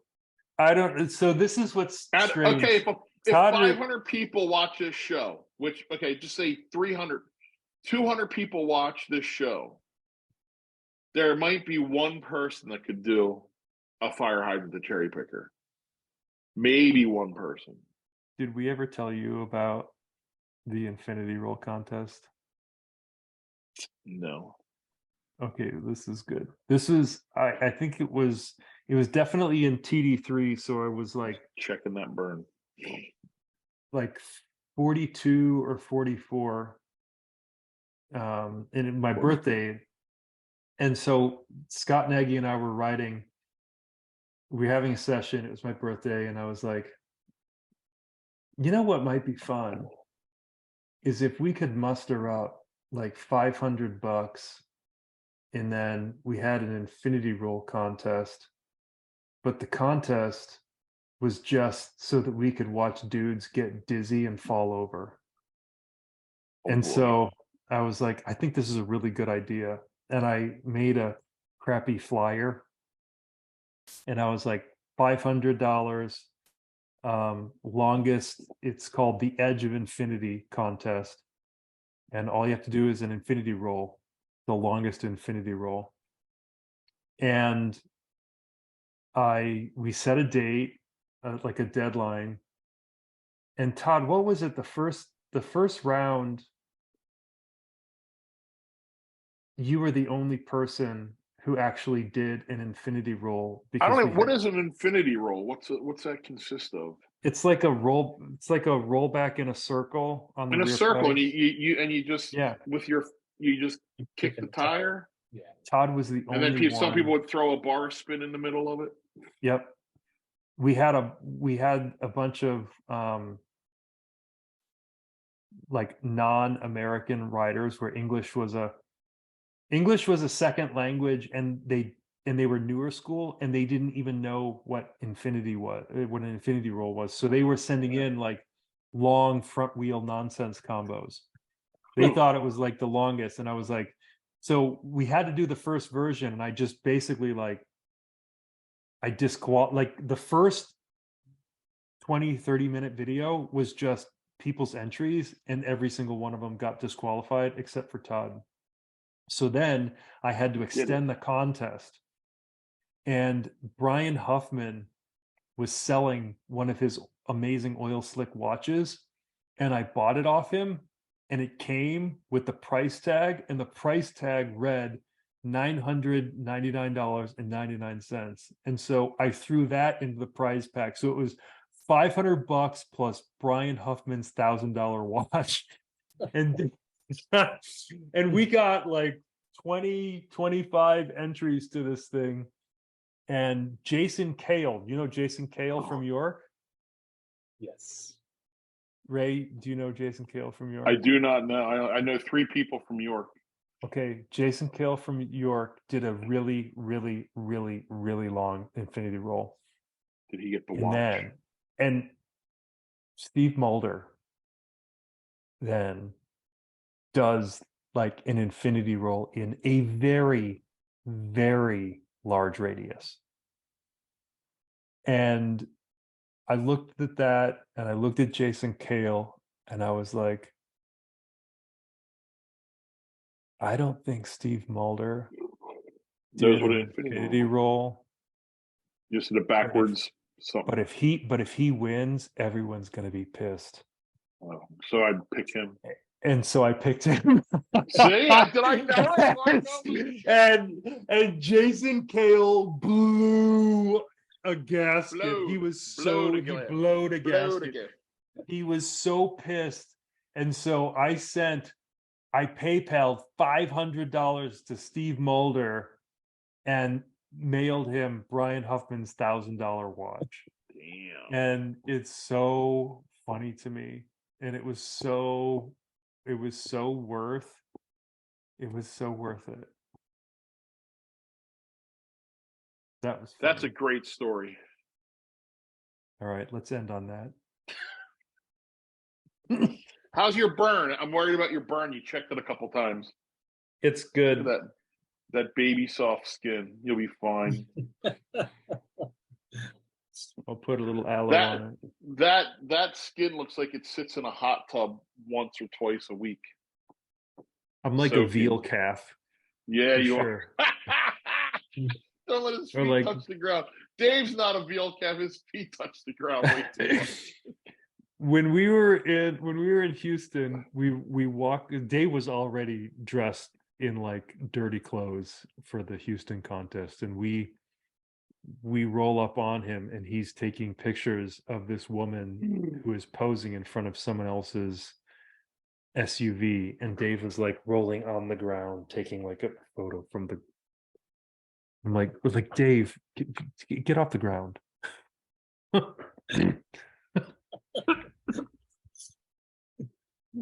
Like, you're already dirty. Look at Ray's face. His story is just getting better, man. All right. Let's Love, go peace, have. and chicken grease. I'll see you guys next time. Tell See Mickey you, I said dudes. what's up. I will. Yeah.